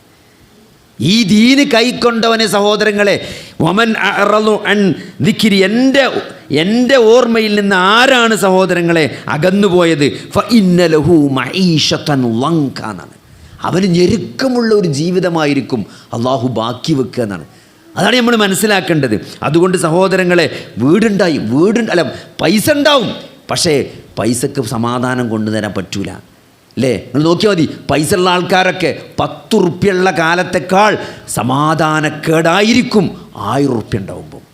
അതൊരു 1,00,000 കോടി ആവുമ്പം അതിനേക്കാൾ ഇടങ്ങേറേക്കാരം. കാരണം എന്താ വെച്ചാൽ 10 റുപ്യുള്ള 100 റുപ്യേൻ്റെ കളിയാണ് കളിച്ചാൽ, 100 റുപ്യുള്ള 1000 റുപ്യേൻ്റെ കളിയാണ് കളിച്ചാൽ. അതുകൊണ്ട് എപ്പോഴും നെഗറ്റീവ് തന്നെ ആൾക്കാർ നിൽക്കുക. ഒരു സമാധാനം ഉണ്ടാവില്ല. നമ്മൾ വിചാരിച്ചും കുറച്ചും കൂടി പൈസ കിട്ടിയാൽ സമാധാനം ഉണ്ടാവും. അപ്പോൾ ഓന് വേറെ ഇൻവെസ്റ്റ്മെൻറ്റും വേറെ പരിപാടിക്കാരും. ഒരു പീടിയ കച്ചവടം ജയിച്ചാൽ ഓൻ അടുത്ത പീടിയ തുറക്കും. 2 പീടിയും 3 പീടിയും കച്ചവടം ആയാൽ പിന്നെന്ത് ചെയ്യും? പിന്നെ UAE-ലൊന്ന് ഓപ്പൺ ആക്കും. അതോടുകൂടി ഉള്ള സമാധാനം പോവും. പിന്നെ അവിടെ കുറേ റിയാലും ദിർഹംസൊക്കെ കൊണ്ടുപോയിട്ട് പിന്നെ അവസാനം പറയും അവിടെ പറ്റിച്ചിങ്ങനെ അവിടെ പോയി നോക്കാൻ പറ്റിയില്ല, പാർട്ണർ മുങ്ങി, പിന്നെ പറ്റ സാധു ഇതന്നെ ഇവിടെ തുടങ്ങിയതിനടുത്തൊക്കെ ഈ ഗതിയിലേക്ക് എത്തും. അങ്ങനെ ആരും സഹോദരങ്ങളെ എന്താണ് പൈസ കുറേ കിട്ടിയരിച്ചുകൊണ്ട് ആർക്കും സമാധാനം ഉണ്ടാവും നിങ്ങൾ ആരും വിചാരിക്കണ്ട. കാരണം അങ്ങനെ സമാധാനം പൈസയിലൂടെ തരുമെന്ന് നമ്മളെ സൃഷ്ടിച്ച പടച്ചോൻ കൂടി പറഞ്ഞിട്ടില്ല. അപ്പോൾ വീടുണ്ടാവും. നമ്മൾ ചോദിച്ചാൽ ഒരു പെരണ്ടായാൽ പ്രശ്നം തീരും. നിങ്ങൾ ചോദിച്ചാൽ എത്ര പെരയിൽ വലിയ പെരയിലാണ് പ്രശ്നങ്ങളാണ്. വാപ്പിമ്മയും തമ്മിൽ പ്രശ്നം, മക്കൾ തമ്മിൽ പ്രശ്നം, മരുക്കൾ തമ്മിൽ പ്രശ്നം.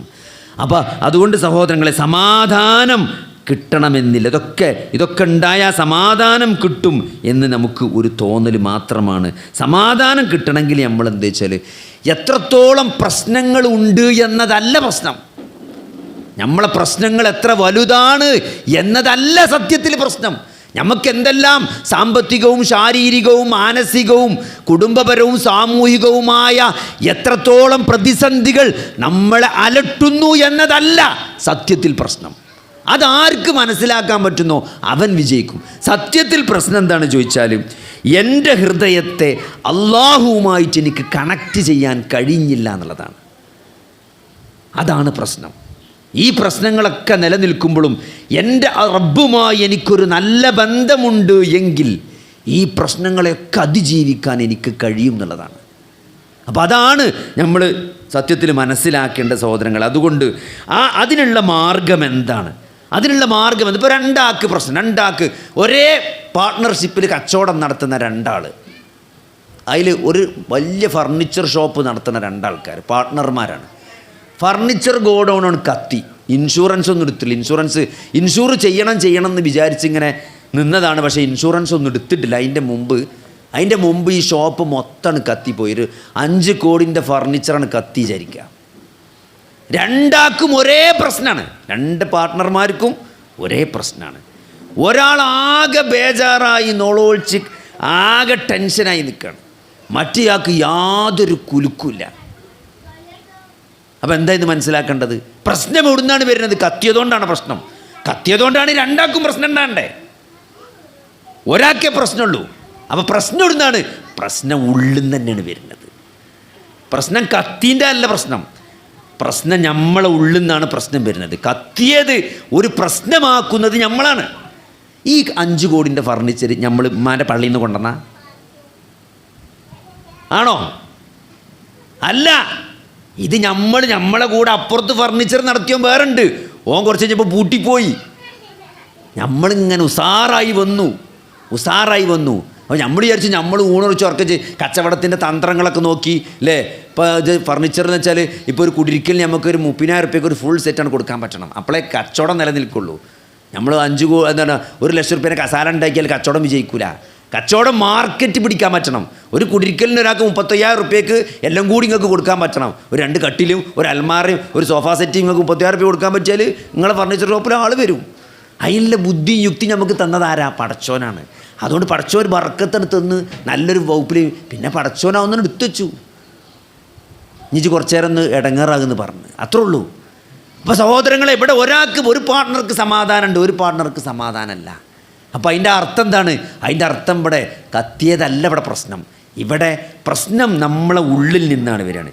എൻ്റെ ജീവിതം കഴിഞ്ഞു, എൻ്റെ കഥ കഴിഞ്ഞു, എൻ്റെ ബിസിനസ് ഇതോടുകൂടി അവസാനിച്ചു, എൻ്റെ ഏശാൻ കൊടുത്തു എന്നോ പറയാണ് ഒരുത്തൻ പറയാണ്.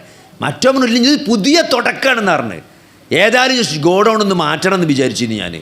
അപ്പോൾ കത്തിപ്പോയി. ഇനി ഏതായാലും പുതിയൊരു തുടക്കമാകട്ടെ എന്ന് മറ്റോ പറയാം. അത് ഓനും ടെൻഷനില്ല. അപ്പോൾ അവിടെയാണ് അതെന്തുകൊണ്ടാണ് സഹോദരങ്ങളെ? ഒന്നെന്താ നിങ്ങൾ ഇന്നാ ലില്ലാഹി വ ഇന്നാ ഇലൈഹി റാജിഊൻ. അതാണ് ഒരു വിശ്വാസിയുടെ അസില്. ഒരു വിശ്വാസിയുടെ അസിൽ എന്താ നിങ്ങൾ? നമ്മൾ വരുന്നത് പടച്ചോൻ്റെ അടുത്ത് നിന്നാണ്, നമ്മൾ പോണതും പടച്ചോൻ്റെ അടുത്തേക്കാണ്. വരുന്നതും അവിടുന്നാണ്, പോണതും അങ്ങോട്ടാണ്. ഒന്നിങ്ങനെ ഇറങ്ങി ഇങ്ങനെ പോകുക, അത്രേ ഉള്ളൂ. നമ്മൾ അങ്ങോട്ട് പോകുമ്പോൾ ഇതിലെങ്ങനെ ഞാനില്ല പണ്ടത്തെ നമുക്ക് സ്വന്തമായിട്ട് വജ്ജ് ഉണ്ടാവില്ല.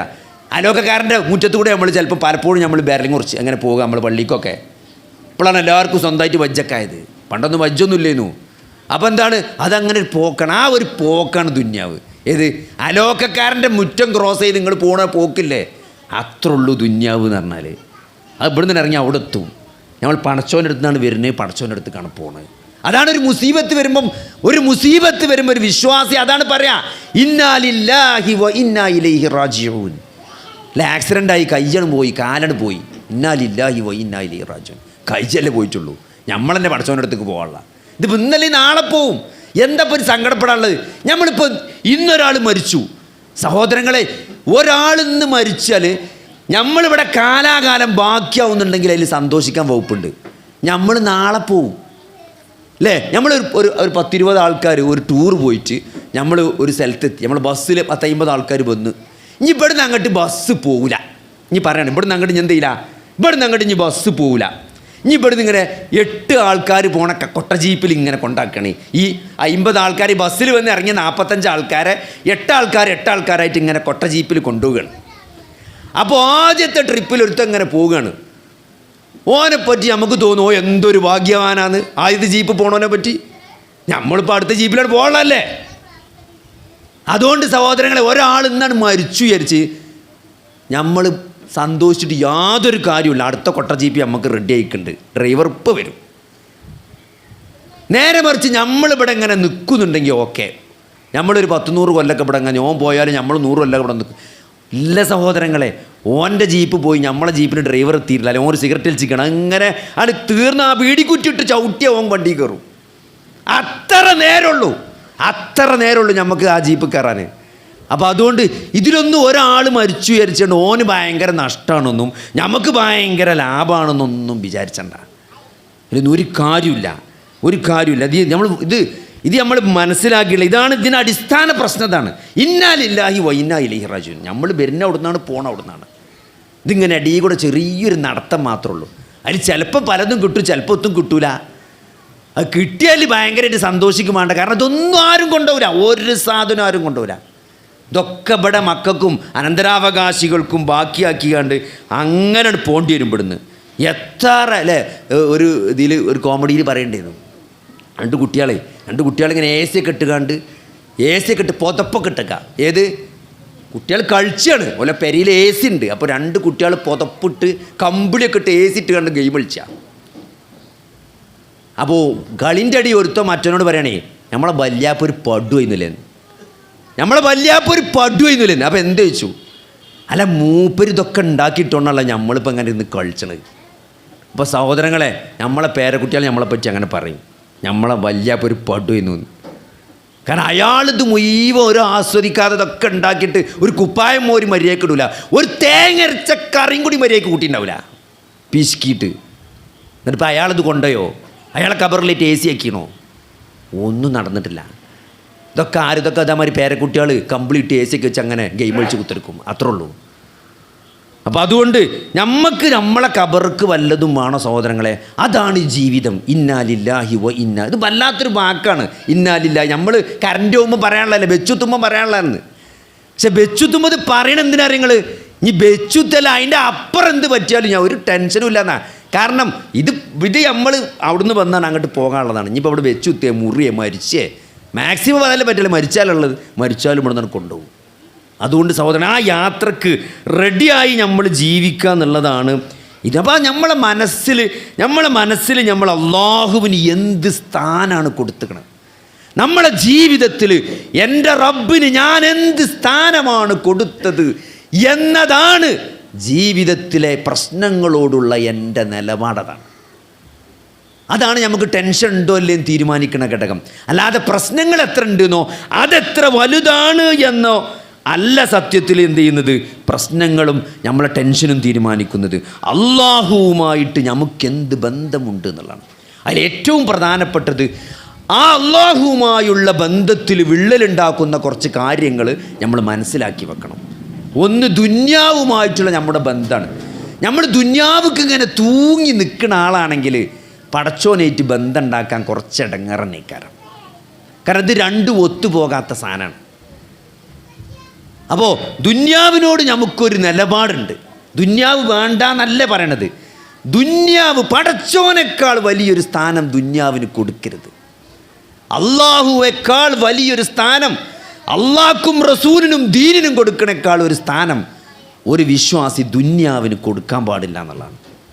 അത് കൊടുത്താൽ എന്ത് ചെയ്യും? അത് കൊടുത്താൽ നമ്മൾ ടെൻഷനാവും, നമ്മൾ ടെൻഷനിലെത്തും. മറ്റേത് നമുക്ക് ടെൻഷൻ കുറവായി. കാരണം നമ്മൾ സ്നേഹിക്കുന്നതും നമ്മൾ ഏറ്റവും ഏറ്റവും മൂല്യമുള്ളതായി കണക്കാക്കുന്നതും അള്ളാഹുവിൻ്റെ റസൂലിനേക്കാരം. അതുകൊണ്ട് ബാക്കി എന്തു നമുക്ക് വന്നാലൊരു പ്രശ്നം നമുക്ക് തോന്നൂല. നമ്മളെ പ്രശ്നം എന്തായിരിക്കും? നമുക്ക് ജമാഅത്ത് സുബഹി നിസ്കരിച്ചാൻ പറ്റില്ല, നമ്മൾ തഹജ്ജുദിന് നീച്ചില്ല എന്നുള്ളതാണ്. 5 കോടിൻ്റെ ഗോഡൗൺ കത്തി എന്നതിനേക്കാൾ അയാൾക്ക് വിഷമം എന്തായിരിക്കും? തഹജ്ജുദിന് എണീക്കാൻ പറ്റാതെ പോയതിൽ, ക്ഷീണം കാരണം തഹജ്ജുദിന് എണീക്കാൻ പറ്റില്ല, അതിൻ്റെ സങ്കടമായിരിക്കും. ഒരു ദിവസം 1 ലക്ഷം വരുമാനം കുറഞ്ഞു എന്നതിനേക്കാൾ അയാളെ അലട്ടതായിരിക്കും. ആ ദറജയിലേക്ക് എന്ത് ചെയ്യണം? ആ ദറജയിലേക്ക് ഒരാൾക്ക് ഉയരാൻ പറ്റണമെങ്കിൽ അയാൾ ആ ജീവിതത്തിൽ അള്ളാഹുവിനും റസൂലിനും ദീനിനും കൊടുക്കുന്ന സ്ഥാനം എന്താണ് എന്നതിനനുസരിച്ചായിരിക്കും സഹോദരങ്ങളെ. രണ്ടാമത്തത് എന്താണ്? രണ്ടാമത്തത് അള്ളാഹുവിലുള്ള അചഞ്ചലമായ വിശ്വാസവും യഖീനുമാണ്. അത് കുറഞ്ഞാൽ എന്ത് ചെയ്യൂല? അത് കുറഞ്ഞാൽ ഈ ഒരു സമാധാനം കിട്ടൂല. അത് നല്ലോ വേണം അല്ലേ?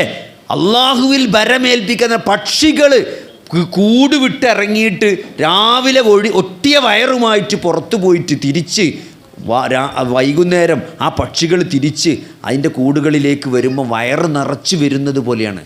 അള്ളാഹുവിൽ ശരിയായി ഭരമേൽപ്പിച്ച ഒരാൾക്ക്, യഥാർത്ഥമായി ഭരമേൽപ്പിച്ച ഒരാൾക്ക് പക്ഷികൾക്ക് റിസ്ക് നൽകുന്നത് പോലെ അള്ളാഹു നൽകുന്നതാണ്. ഒരു പക്ഷിക്ക് അറിയില്ലല്ലോ ഇന്നത്തെ ഭക്ഷണം ഇവിടെ നിന്ന് ഇറങ്ങുമ്പം. അത്രയും എന്ത് ചെയ്യും? ഒരാളുടെ കാര്യം അള്ളാഹു നോക്കുമെന്നതാണ്. അതിനെന്ത് വേണം? നമ്മളവിടുന്ന് കൂട് വിട്ട് ഇറങ്ങണം. നമ്മൾ പെരയെ കുത്തിരുന്നാൽ പടച്ചോൻ കൊണ്ടുവന്ന് തരൂല. നമ്മൾ ചെയ്യേണ്ട പണി നമ്മൾ എടുക്കണം അല്ലേ? എന്താണ്? ആ വെള്ളത്തിൽ അടിക്കാൻ മൂസാ അലൈഹിസ്സലാമിനോട് ആ ചെങ്കടലിൽ അടിക്കാൻ വേണ്ടി പറയുന്നുണ്ട്. എന്താ ഇപ്പോൾ പടച്ചോന് മൂസാ നബി അനുയായികളെ ആകാശത്തിലൂടെ പറത്തിക്കാണ്ട് അപ്പുറത്തേക്കാണ് കൊണ്ടുപോകാൻ പറ്റൂലേ? എന്തിനാ ഇപ്പോൾ വടിയോണ്ട് അടിച്ച് അതികൂടെ നടത്തിയാണ് കൊണ്ടുപോയത് അല്ലേ? എന്തിനാ ഇപ്പോൾ അള്ളാഹിൻ്റെ റസൂലിനെ ഇസ്റാഉം മിഅ്റാജും നടത്തിയ അള്ളാഹ്ക്ക് എന്താ ഇപ്പോൾ മദീനത്തേക്കാണ് ആകാശത്തൂടെ കൊണ്ടുപോകാൻ പറ്റാഞ്ഞ്? ഇത്ര സൗർ ഗുഹയിൽ കൂടെ കൊണ്ട് ഒളിച്ചെന്ന് അവിടെ ഇടങ്ങാറായി അല്ലേ? നിങ്ങൾ ആലോചിച്ച് നോക്കി, കൊല്ലുന്ന് പറഞ്ഞ ആൾക്കാർ പിന്നാലെ നടക്കുമ്പോൾ ഒളിച്ചിക്കുക. ആ ഹിജ്റ പോയ രംഗങ്ങൾ നിങ്ങൾ ആലോചിച്ച് നോക്കി. അലി റളിയല്ലാഹു അൻഹുവിനെ വിരിപ്പ് കിടത്തിക്കാണ്ടാണ് പോയിക്കണത്. നിങ്ങൾക്ക് പറ്റുമോ? നിങ്ങളൊരാൾ കൊല്ലാൻ നടക്കുമ്പം, നിങ്ങളൊരാളിതാ ഇവിടെ പൊയക്കാട്ടി അങ്ങാടിയിൽ നിങ്ങളൊരാൾ കൊല്ലാൻ നടക്കുന്നുണ്ട്. ആ കൊല്ലാൻ നടക്കുന്ന ആളെ വിരിപ്പ് പോയി കിടക്കാൻ ആർക്കെങ്കിലും ധൈര്യം ഉണ്ടാവുമോ? മാറി വന്ന് തട്ടൂലേ? അലി റളിയല്ലാഹു നബിൻ്റെ വിരിപ്പിൽ പോയി ഉറങ്ങാണ്. നിങ്ങൾ ആലോചിച്ച് നോക്കി. മുഹമ്മദാണെന്ന് വിചാരിച്ച് സല്ലല്ലാഹു അലൈഹി വസല്ലം വന്ന് വിചാരിച്ച് കൊല്ലാൻ സാധ്യത ഉണ്ടായിട്ട് അത്ര റിസ്ക് എടുത്തിട്ടാണ് ആ പുതപ്പിനുള്ളിൽ കിടക്കണത്. നിങ്ങൾക്ക് പറ്റുമോ? അതാണ് സഹാബത്ത്. അപ്പോൾ ഹിജ്റ അങ്ങനെ കഷ്ടപ്പെട്ടിട്ടാണ് നബി പോയത്. അതിൻ്റെ അർത്ഥം എന്താ? നമ്മൾ ചെയ്യേണ്ട കാര്യം നമ്മൾ ചെയ്യണം. പടച്ചോൻ തവക്കുൽ ചെയ്യാന്ന് പറഞ്ഞാൽ ചില ആൾക്കാരെ വിചാരം എന്താ? നിങ്ങൾ അങ്ങനെ ഓദ്യം ചൊല്ലിയും കുത്തിരുന്നാൽ മതി എന്നാ. അതല്ല, നമ്മൾ അധ്വാനിക്കേണ്ടടുത്ത് നമ്മൾ അധ്വാനിക്കണം. നമ്മൾ ചെയ്യേണ്ട കാര്യം നമ്മൾ ചെയ്യണം. ചെയ്യാൻ കഴിവില്ലാത്തതിനാണ്, അതിൻ്റെ തൗഫീക്കിന് വേണ്ടിയാണ് നമ്മൾ പ്രാർത്ഥിക്കേണ്ടത്. ഒരു പരീക്ഷയ്ക്ക് നമ്മൾ പഠിച്ചണം. സിലബസ് ഏതാന്ന് എക്സാമിനേഷൻ്റെ സിലബസിലുണ്ടാവും പരീക്ഷയ്ക്ക് ഏതാ ചോദിക്കുക എന്നുള്ളത്. മുൻ വർഷത്തെ ക്വസ്റ്റ്യൻ പേപ്പർ ഉണ്ടാവും, ഏത് പാറ്റേണിലാണ് ചോദിക്കാന്ന്. എത്ര മണിക്കൂറാണെന്നുണ്ടാവും. ആ 1 മണിക്കൂർ കൊണ്ട് എഴുതി തീർക്കണം. ആ എഴുതി തീർക്കാൻ അറിയില്ലെങ്കിൽ 2-3 പരീക്ഷ എഴുതി അതിനാണ് മോഡൽ പരീക്ഷ. മോഡൽ പരീക്ഷക്കൊന്നും പോകാതെ പടച്ചോനെ എന്നെ പാസ്സാക്കണേന്ന് സുന്നത്ത് സ്കെച്ച് എന്നിട്ട് കാര്യമല്ല. അതൊക്കെ നമ്മൾ ചെയ്തിട്ട് നമ്മൾ ചെയ്യേണ്ട പാർട്ട് കഴിഞ്ഞിട്ട് ബാക്കി പടച്ചോൽ ഭരമേൽപ്പിക്കണം. അതുകൊണ്ടാണ് മൂസാ നബിനോട് അടിക്കാൻ പറഞ്ഞത്. ചെയ്യേണ്ട ചില കാര്യങ്ങൾ നമ്മൾ ചെയ്യണം. അവിടെ ആ അടി അതിനാണ് സൂചിപ്പിക്കണത്. നമ്മൾ പിന്നെ ആ ചെങ്കടിലൂടെ നടന്നാണ് പോയേക്കാണ്. പറത്തി കൊണ്ടേക്കല്ല, ആകാശത്തൂടെ കൊണ്ടേക്കല്ല, ഹിജ്റ പറത്തി കൊണ്ടേക്കല്ല. ഇസ്രാ മിറാജ് പോലെ ഹിജ്റ പറത്തിയേക്കല്ല മദീനത്തേക്ക്. അത് കുറേ ഇടങ്ങേറിടിച്ച് കൊണ്ടേക്കാണ്. അപ്പോൾ ചില ഇടങ്ങേറ് നമ്മൾ ജീവിതത്തിൽ എടുക്കണം. അപ്പോൾ ബാക്കി പടച്ചോൻ്റെ സഹായം ഉണ്ടാവുള്ളൂ. അതുകൊണ്ട് സഹോദരങ്ങളെ, തവക്കുൽ എന്ന് പറയുമ്പം ആ തവക്കുലിൻ്റെ കുറവാണ്. ആ തവക്കുലിൻ്റെ കുറവിന് കാരണം എന്താണ്? എപ്പോഴാണ് നമ്മൾ തവക്കുൽ ചെയ്യുക? നമ്മൾ അള്ളാഹുവിനെ നമുക്ക് നല്ലൊരു വിശ്വാസം വേണം. എൻ്റെ കാര്യങ്ങൾ ഏൽപ്പിക്കാൻ പറ്റിയ ഒരാളാണെന്നുള്ളത് ആ വിശ്വാസം അള്ളാഹുവിനെ പറ്റി ഇല്ല. അതാ പ്രശ്നം. അത് അള്ളാഹിനെ പറ്റി ശരിക്കും അറിയാത്തതുകൊണ്ടാണ്. അള്ളാഹു എല്ലാം കാണുന്നവനാണ്, എല്ലാം കേൾക്കുന്നവനാണ്, ബസീറാണ്, സമീ ആണ്. എല്ലാം കാണുന്നൊരു റബ്ബ്, എല്ലാം കേൾക്കുന്നൊരു റബ്ബ്. ആ റബ്ബ് അത് അള്ളാഹു മാത്രമാണ്. എല്ലാം കാണാനും കേൾക്കാനും അള്ളാഹുവിന് മാത്രമേ കഴിയുള്ളൂ എന്ന് ഒരാൾ മനസ്സിലാക്കിയാൽ അയാളെങ്ങനെ പിന്നെ ബദരീങ്ങളെ വിളിക്കുക? അയാളെങ്ങനെ മമ്പുറത്തെ തങ്ങളെ വിളിക്കുക? പുത്തമ്പള്ളി തങ്ങളെ വിളിക്കുക? അജ്മീറിലെ ഹോജൻ എങ്ങനെ അയാൾ വിളിക്കുക? കാരണം എല്ലാം അറിയുന്ന അജ്മീർ ഖാജയ്ക്ക് എല്ലാം അറിയാൻ കഴിയില്ല അല്ലേ? മമ്പുറം തങ്ങൾക്ക് എല്ലാം അറിയാനുള്ള കഴിവില്ല, എല്ലാം കേൾക്കാനുള്ള കഴിവില്ല. അള്ളാഹിൻ്റെ റസൂലിന് വരെ അല്ല, മുഹമ്മദ് നബി സല്ലല്ലാഹു അലൈഹി വസല്ലമക്ക് വരെ ഞാൻ ഇവിടെ എന്താ പറയണമെന്ന് അറിയാനുള്ള കഴിവില്ല, ഞാൻ എന്താ ഇവിടെ ചെയ്യണമെന്ന് അറിയാനുള്ള കഴിവ് അള്ളാഹിൻ്റെ റസൂലിന് പോലും ഇല്ല. പിന്നല്ലേ ബാക്കി തങ്ങന്മാർ, ഏറ്റവും വലിയ തങ്ങൾ നബി സല്ലല്ലാഹു അലൈഹി വസല്ലമയാണ്. ആ തങ്ങൾക്ക് പോലും ഇതിനുള്ള കഴിവില്ല.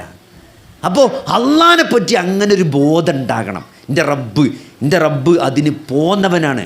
ഹസ്ബി അല്ലാഹ്, എനിക്കെൻ്റെ റബ്ബ് മതി എന്നൊരാൾക്ക് പറയാൻ കഴിയണമെങ്കിൽ ആ റബ്ബിനെ പറ്റി അങ്ങനെ ഒരു വിശ്വാസവും അങ്ങനെ ഒരു യഖീനും ഉണ്ടാകണം. അപ്പോഴെന്ത് ചെയ്യുള്ളൂ?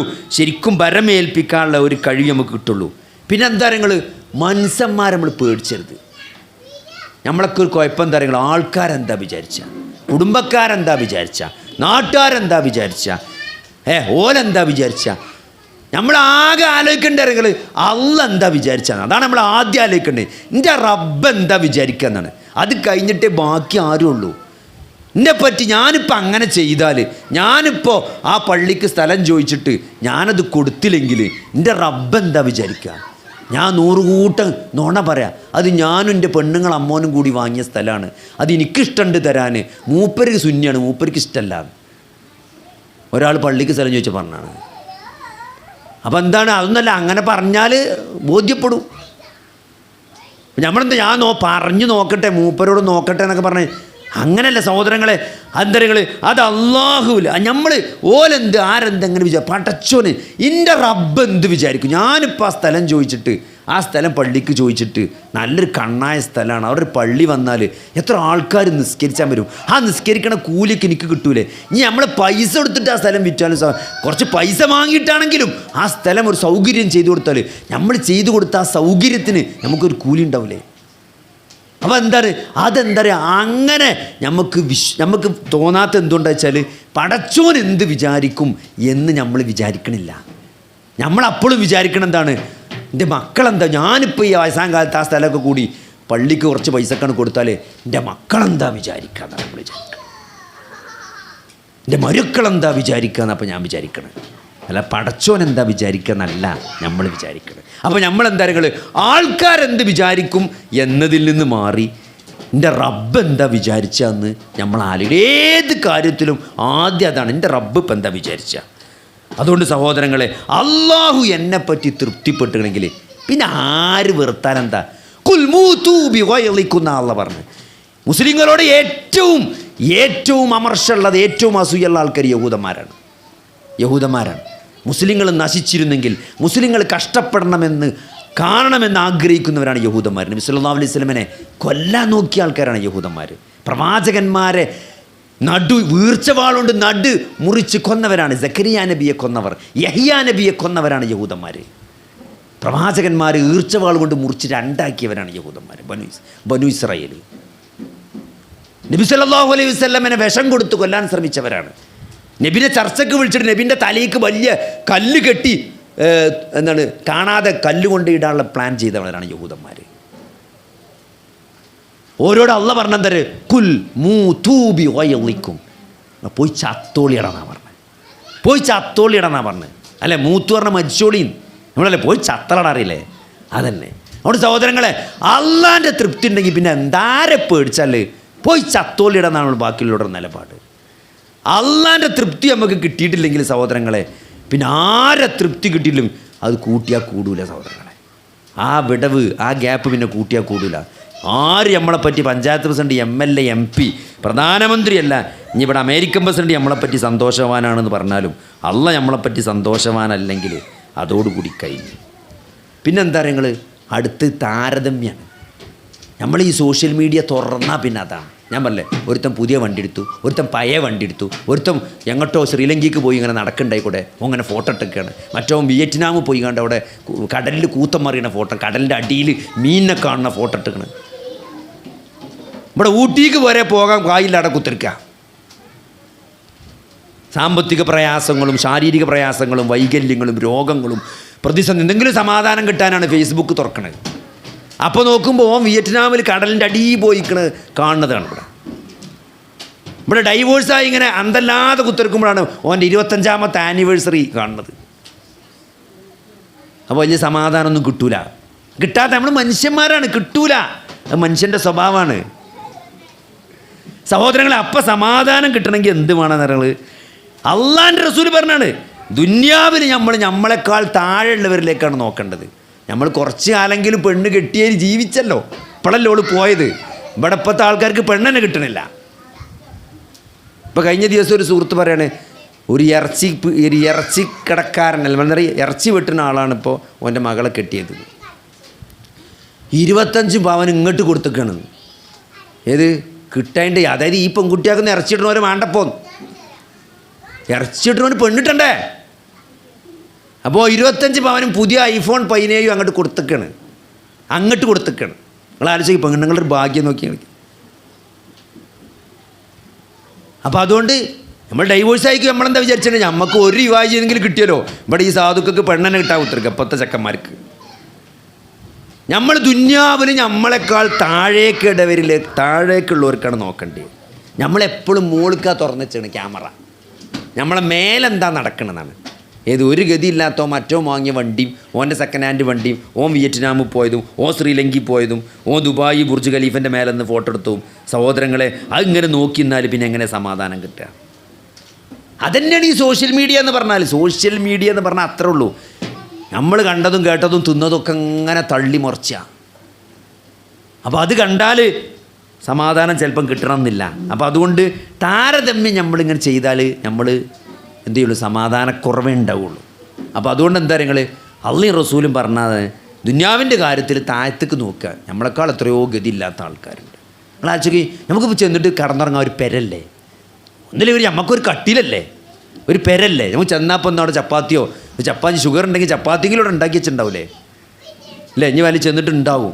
അതുമില്ലാത്ത ആ പലസ്തീനിലൊക്കെ എത്ര ആൾക്കാരുണ്ട്. നിങ്ങൾ ആലോചിക്ക്, ഒരു മര്യാദയ്ക്ക് കടന്നുറങ്ങാം. മറ്റ് ഒരു ഡ്രസ്സ് മാറ്റാൻ പ്രൈവസി, ഒരു റൂം പോലും പ്രൈവറ്റായിട്ട് സ്വന്തമായിട്ടൊരു സ്പേസ് ഇല്ലാത്ത ആൾക്കാർ ലോകത്ത് എത്ര ഉണ്ട്. ബോംബും യുദ്ധമായിട്ട്, അസുഖങ്ങൾ കൊണ്ട്, അല്ലേ? സ്വന്തം മേത്തുനിന്ന് ആ ഒരു പുതപ്പിൻ്റെ മേത്തുള്ള പുതപ്പ് ഒന്നും അങ്ങോട്ടും ആക്കാൻ കൈ അനക്കാൻ പറ്റാത്ത എത്ര ആൾക്കാരുണ്ട്.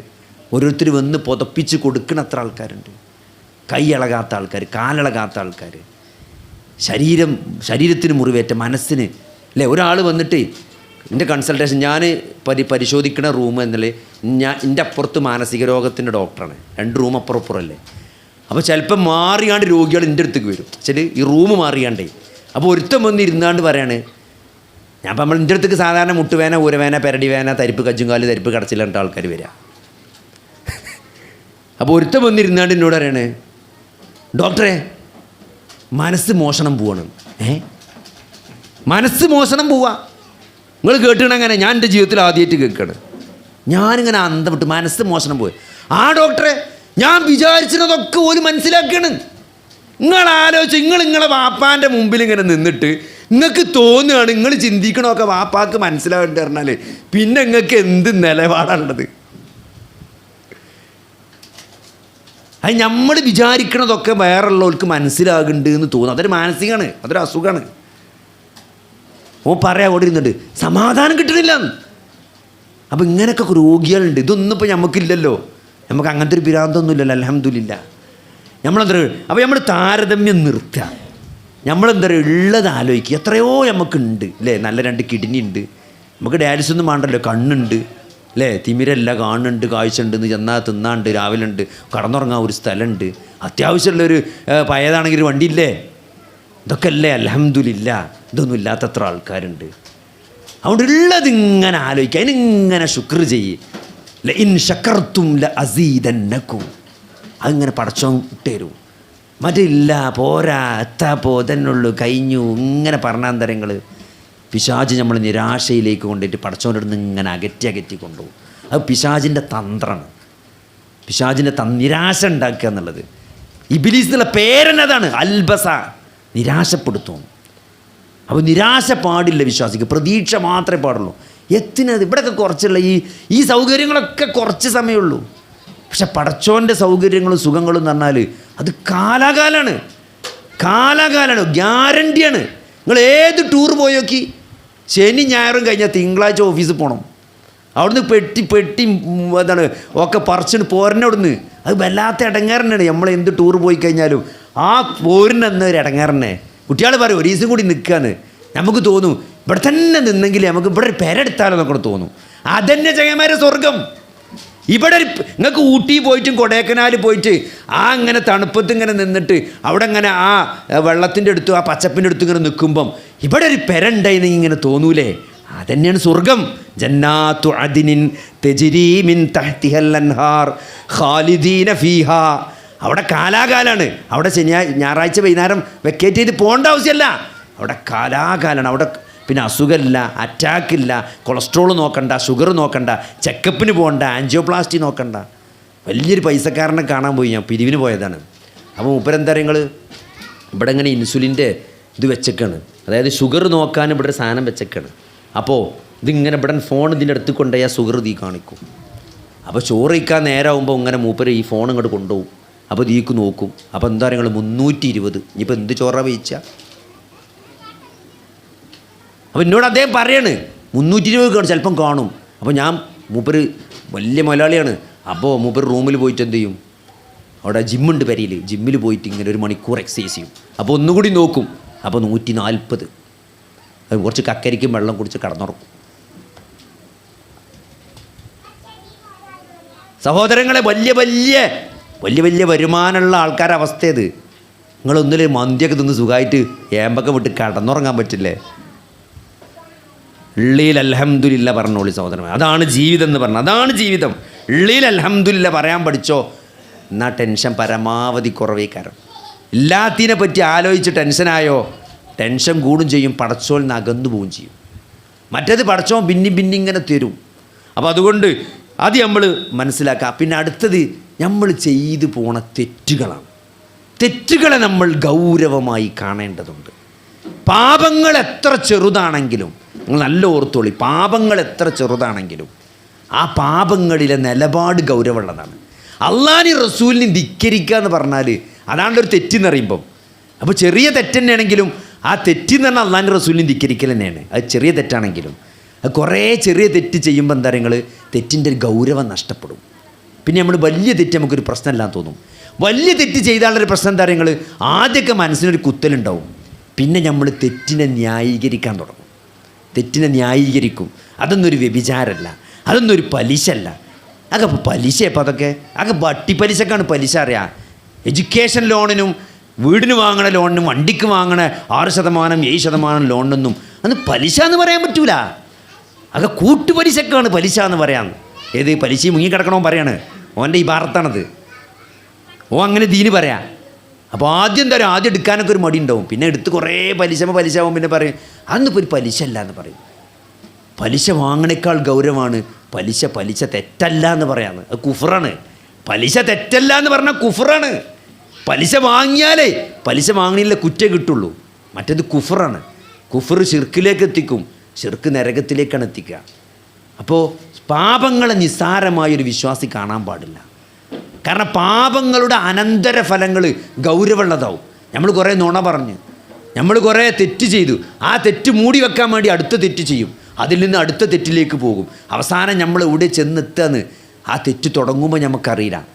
ഒരു പാപം കാരണം നിനക്ക് അല്ലാഹു വെച്ചിരിക്കുന്ന അനന്തരഫലം എന്താണെന്ന് നീ അറിഞ്ഞിരുന്നെങ്കിൽ നീ ആ പാപത്തിലേക്ക് പോകുമായിരുന്നില്ല എന്നാണ്. നമുക്കറിയില്ല.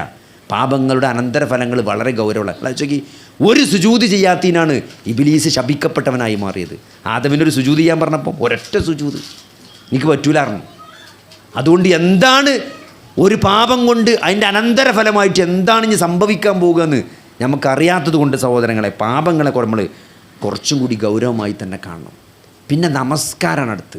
നമസ്കാരത്തെ നമ്മൾ അവഗണിക്കുക എന്നുള്ളത് വളരെ വളരെ പ്രധാനപ്പെട്ട അള്ളാഹുവിൽ നിന്ന് നമ്മൾ അകറ്റുന്ന വലിയൊരു കാര്യമാണ്. നിങ്ങൾ നോക്കി, നമ്മളെ ഫോണ് ആൾക്കാർക്ക് എപ്പോഴും ഒരാളെ കണ്ടപ്പോഴേ യാത്രയിലൊരു സുഹൃത്ത് ഭയങ്കര ടെൻഷൻ മൂപ്പർക്ക്. അപ്പോൾ എന്താ, ഫോണിൽ ചാർജ് കഴിഞ്ഞാണ് ഒരു പ്രശ്നം. ഫോണിൽ ചാർജ് കഴിഞ്ഞ് മൂപ്പർ ബേജാറാണ്. മൂപ്പരെ ചാർജർ മൂപ്പർ എടുത്തിട്ടില്ല, മൂപ്പരെ പറ്റിയ ചാർജർ ഒപ്പമുള്ളവരപ്പം എല്ലാം കഴിഞ്ഞില്ലേ, ജീവിതം പോയി സഹോദരങ്ങളെ. മൊബൈലിൽ ചാർജ് കഴിഞ്ഞ് അത് ചാർജ് ചെയ്യാനൊരു സംവിധാനം കൂടി ഇല്ലെങ്കിൽ പരിപാടി കഴിഞ്ഞ്. അതേപോലെയാണ് ഒരു വിശ്വാസിയെ സംബന്ധിച്ചിടത്തോളം ഒരു വിശ്വാസിൻ്റെ ഹൃദയത്തിൻ്റെ ചാർജറാണ് നിസ്കാരം തന്നെ. തീരെ ബാറ്ററി ഇല്ല, നമ്മളെ ഹൃദയത്തിൻ്റെ ബാറ്ററി വളരെ വീക്കാണ്. അതുകൊണ്ട് 5 നേരമെങ്കിലും ഇത് കുത്തിവെക്കണം. 5 നേരം കുത്തിവെച്ചാലേ ഇത് കുറച്ചെങ്കിലും ഇത് വിളിച്ചാൻ പറ്റുള്ളൂ.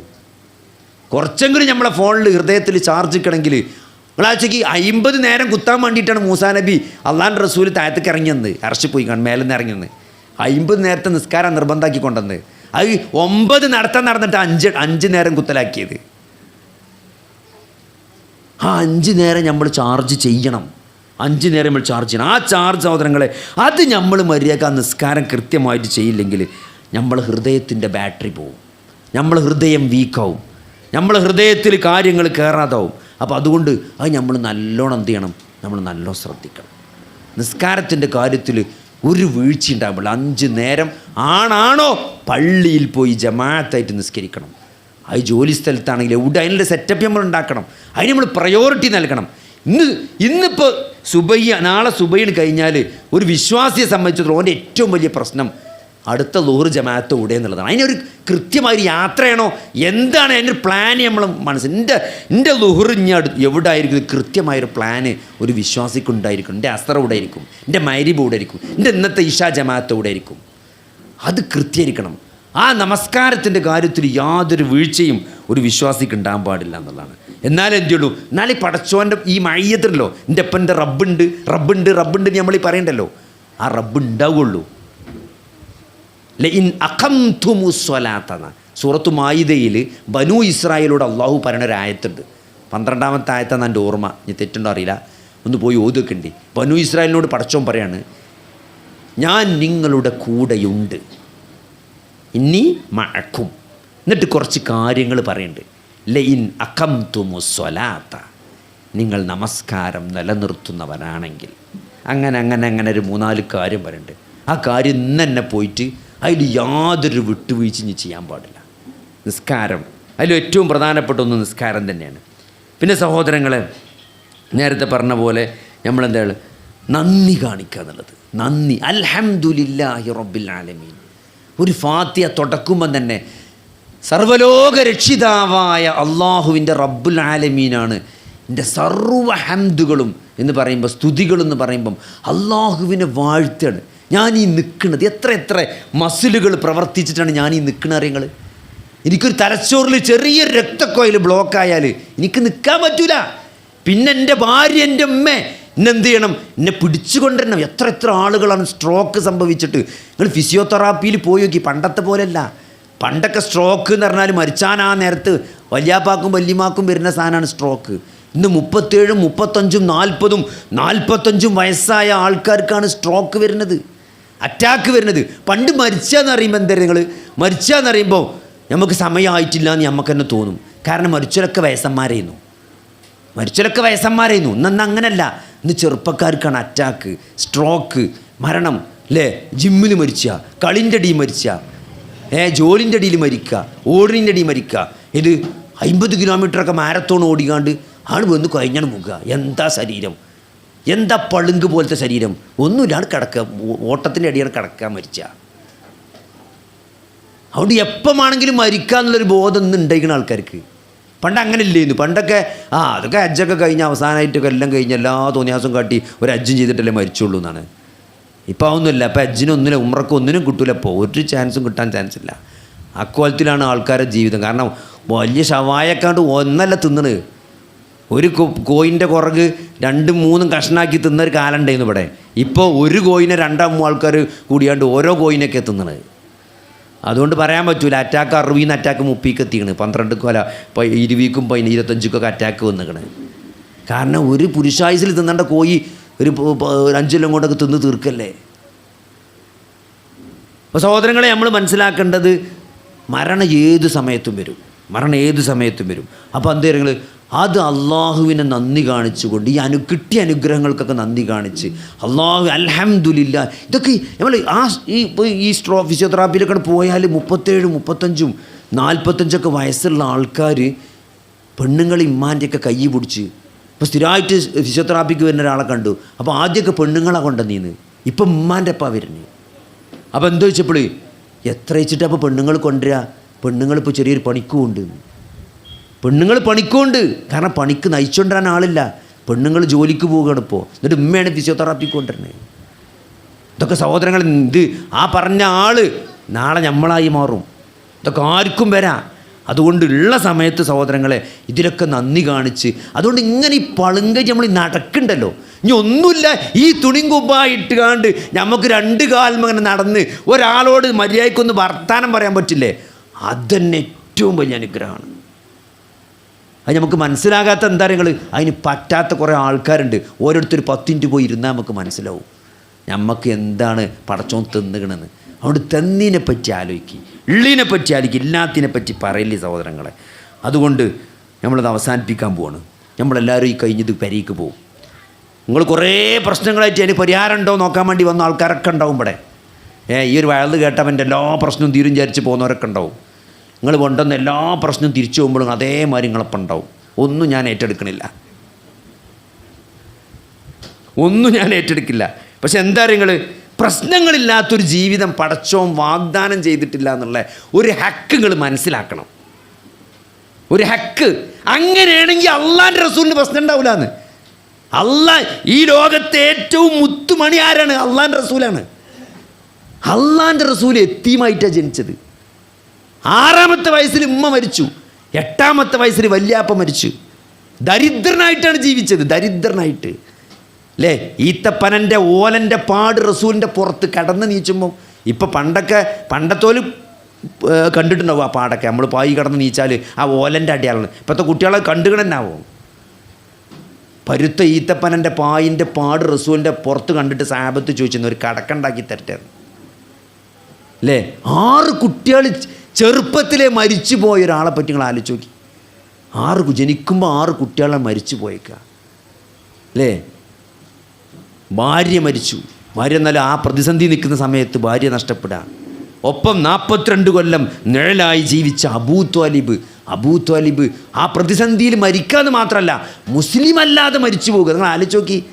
42 വർഷം ഒരു പ്രവാചകൻ്റെ കൂടെ ജീവിച്ചിട്ട് ആ പ്രവാചകൻ്റെ സകല പ്രതിസന്ധിയിലും താങ്ങും തണലുമായിട്ട് ആ മൂത്താപ്പാക്ക്, ആ ബന്ധുവിന് ഹിദായത്ത് നൽകാൻ കഴിയാതെ കാഫിറായി മരിച്ചു പോണൊരു സാഹചര്യം നബിക്ക് എത്ര വിഷമുണ്ടാക്കിയിട്ടുണ്ടാവും.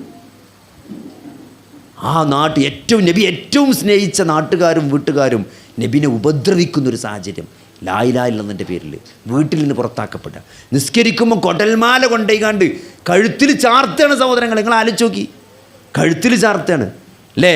അവസാനം നാട്ടിൽ നിന്ന് പുറത്താക്കപ്പെട്ട് മദീനയിലേക്ക് പോവുകയാണ്. അങ്ങനെ ഇത്രയും പ്രതിസന്ധികൾ ജീവിതത്തിൽ ഏറ്റുവാങ്ങിയ ഒരു പ്രവാചകൻ. അതുകൊണ്ട് സഹോദരങ്ങളെ, ആ പ്രവാചകന്മാർ, ഇബ്രാഹിം നബി എന്തെല്ലാം പ്രതിസന്ധികളോട് ഇബ്രാഹിം നബി കടന്നു പോയത്. അയ്യൂബ് നബി, വിശുദ്ധ ഖുർആനിലെ പ്രവാചകന്മാരുടെ ചരിത്രം മുഴുവനും അവർ അനുഭവിച്ച ത്യാഗങ്ങളാണ്, പ്രതിസന്ധികളാണ്, ത്യാഗങ്ങളാണ്. ഇതൊക്കെ എന്താണ്? പ്രതിസന്ധികളില്ലാത്ത ഒരു ജീവിതമല്ല അള്ളാഹു നമുക്ക് വാഗ്ദാനം ചെയ്തിട്ടുള്ളത്. അതുകൊണ്ട് നിങ്ങൾ പോകുമ്പോൾ എല്ലാ പ്രശ്നങ്ങളൊപ്പം ഉണ്ടാവും. മാത്രമല്ല, നിങ്ങൾ ഈ ദീനിക്ക് കൂടുതൽ അടുത്തോ അള്ളാഹുവിനെ റസൂൽ നിങ്ങൾ സ്നേഹിക്കാൻ തുടങ്ങിയോ നിങ്ങൾക്ക് ഇനി പ്രശ്നങ്ങളേ ഉണ്ടാവുള്ളൂ. പ്രശ്നങ്ങൾ കൂടിയേ ഉള്ളൂ, കുറയാൻ പോണില്ല. കാരണം ഏറ്റവും കൂടുതൽ പ്രശ്നങ്ങൾ ഏറ്റുവാങ്ങിയത് പ്രവാചകന്മാരാണ്. അള്ളാഹ്ക്ക് നിങ്ങളോട് സ്നേഹമുണ്ടോ? പൈസ അല്ല തരിക, എടങ്ങാറാണ് തരിക. സൗകര്യമല്ല തരിക, പ്രതിസന്ധികളാണ് തരിക. എന്തിനാ നിങ്ങൾക്ക് എടങ്ങേറുള്ള പരീക്ഷ എഴുതിയാലാണ് നല്ല സ്ഥാനം കിട്ടുക അല്ലേ? ഏറ്റവും ടഫായ പരീക്ഷയിൽ പാസ്സായാലാണ് ഏറ്റവും വലിയ ശമ്പളം കിട്ടുക, ഏറ്റവും വലിയ ട്രോഫി കിട്ടുക, ഏറ്റവും വലിയ സ്ഥാനം കിട്ടുക. അപ്പോൾ തോനെ എടങ്ങേറ് തന്നു എന്ന് പറഞ്ഞാൽ അതിൻ്റെ അർത്ഥം നമുക്ക് തോനെ പ്രൈസ് കിട്ടാണ്ട് എന്നാണ്, തോനെ സമ്മാനം കിട്ടാണ്ട് എന്നാണ്. വലിയ ദറജ നമ്മളെ കാത്തുക്കുണ്ടെന്നാണ്. കാരണം ഏറ്റവും കൂടുതൽ പ്രതിസന്ധികൾ ഏറ്റുവാങ്ങിയത് പ്രവാചകന്മാരാണ്. അത് കഴിഞ്ഞാൽ അതിൻ്റെ അടുത്ത ആൾക്കാരാണ്, സഹാബത്താണ്, അത് കഴിഞ്ഞ താബികളാണ്. അപ്പോൾ സഹോദരങ്ങളെ, ഒരിടങ്ങേറ് വരുമ്പോൾ എന്താ സഹോദരങ്ങളെ നമ്മൾ മനസ്സിലാക്കേണ്ടത്? പടച്ചോൻ നമ്മളെ സഹായിക്കണം. പടച്ചോൻ്റെ ദറജ ഉയർത്താൻ വേണ്ടി തന്നതാണ്. നിസ്കരിച്ചിട്ടും നോമ്പോറ്റിട്ടും ജിഹാദ് ചെയ്തിട്ടൊന്നും എന്നെക്കൊണ്ട് സ്വർഗത്ത് പോകാൻ കഴിയൂല. അതുകൊണ്ട് നിങ്ങൾ ആലോചിച്ച് നോക്കി, ഒരു പുരുഷായുസ് മുഴുവൻ ആരോഗ്യമുള്ള സമയത്ത് നമ്മൾ 5 നേരം പള്ളിയിൽ പോയി നമസ്കരിച്ചതിനേക്കാൾ ഒരു പക്ഷേ അതിനേക്കാൾ കൂലിണ്ടാവും നമ്മൾ സ്ട്രോക്കായിട്ട് ഒരു പുതപ്പ് പോലും മാറ്റാൻ പറ്റാതെ നമ്മൾ കടന്ന് ആ സങ്കടപ്പെടുമ്പം നമുക്ക് കിട്ടാൻ പോണ കൂലിയുണ്ടല്ലോ, അത് പക്ഷേ നമ്മൾ നല്ല കാലത്ത് ഓടി നടന്ന് ഇബാദത്ത് ചെയ്തതിനേക്കാൾ കൂലിയായിരിക്കും. നമ്മൾ ആ മനസ്സ് വിഷമിച്ച് പടച്ചവനോട് പ്രാർത്ഥിച്ച് ആ സ്ട്രോക്ക് അടിച്ച് കിടക്കുമ്പം ആ പുതപ്പ് പോലും മാറ്റാൻ പറ്റാതെ മൂത്രം പോലും ട്യൂബിലേക്ക് പോയിട്ട് നമ്മളിങ്ങനെ ആ കിടക്കുന്ന ഒരു കടത്തത്തിൽ നമുക്ക് കിട്ടുന്ന കൂലി അതിനേക്കാൾ വലിയ കൂലിയായിരിക്കും. പക്ഷെ എന്ത് വേണം? മനസ്സിൽ പടച്ചോൻ വേണം. ഞാൻ സൗദിയിൽ പോയ സമയത്ത് ഒരു സുഹൃത്തിനെ കാണാൻ പോയിരുന്നു.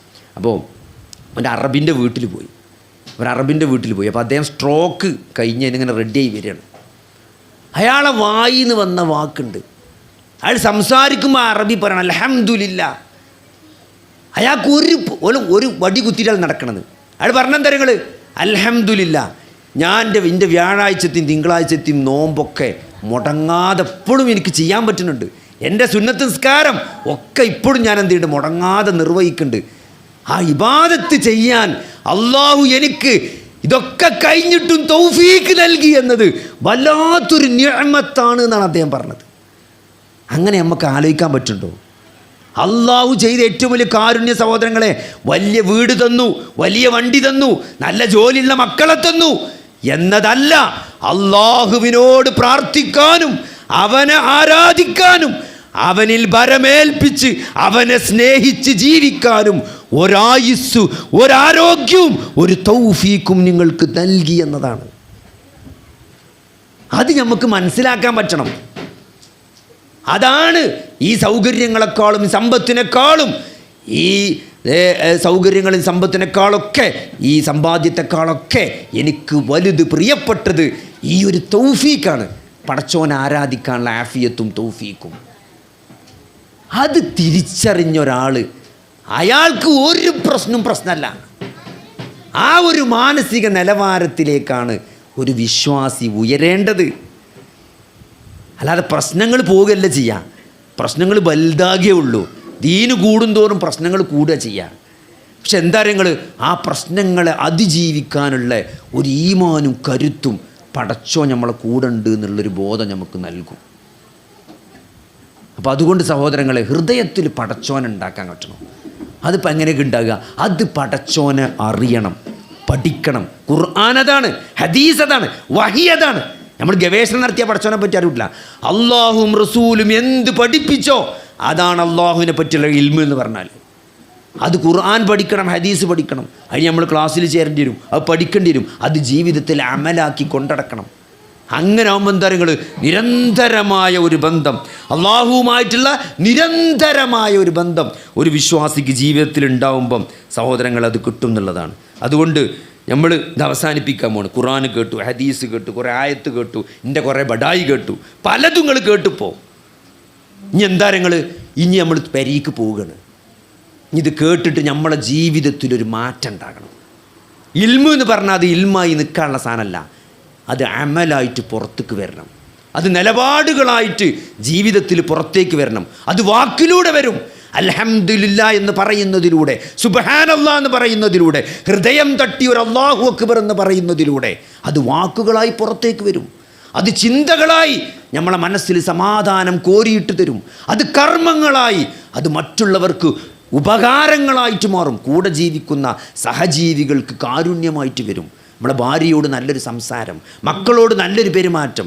വാപ്പ മാറിയല്ലോ, വാപ്പ ഒരു ചൂടനായിരുന്നു, വാപ്പ മാറി, എന്ത് പറ്റി?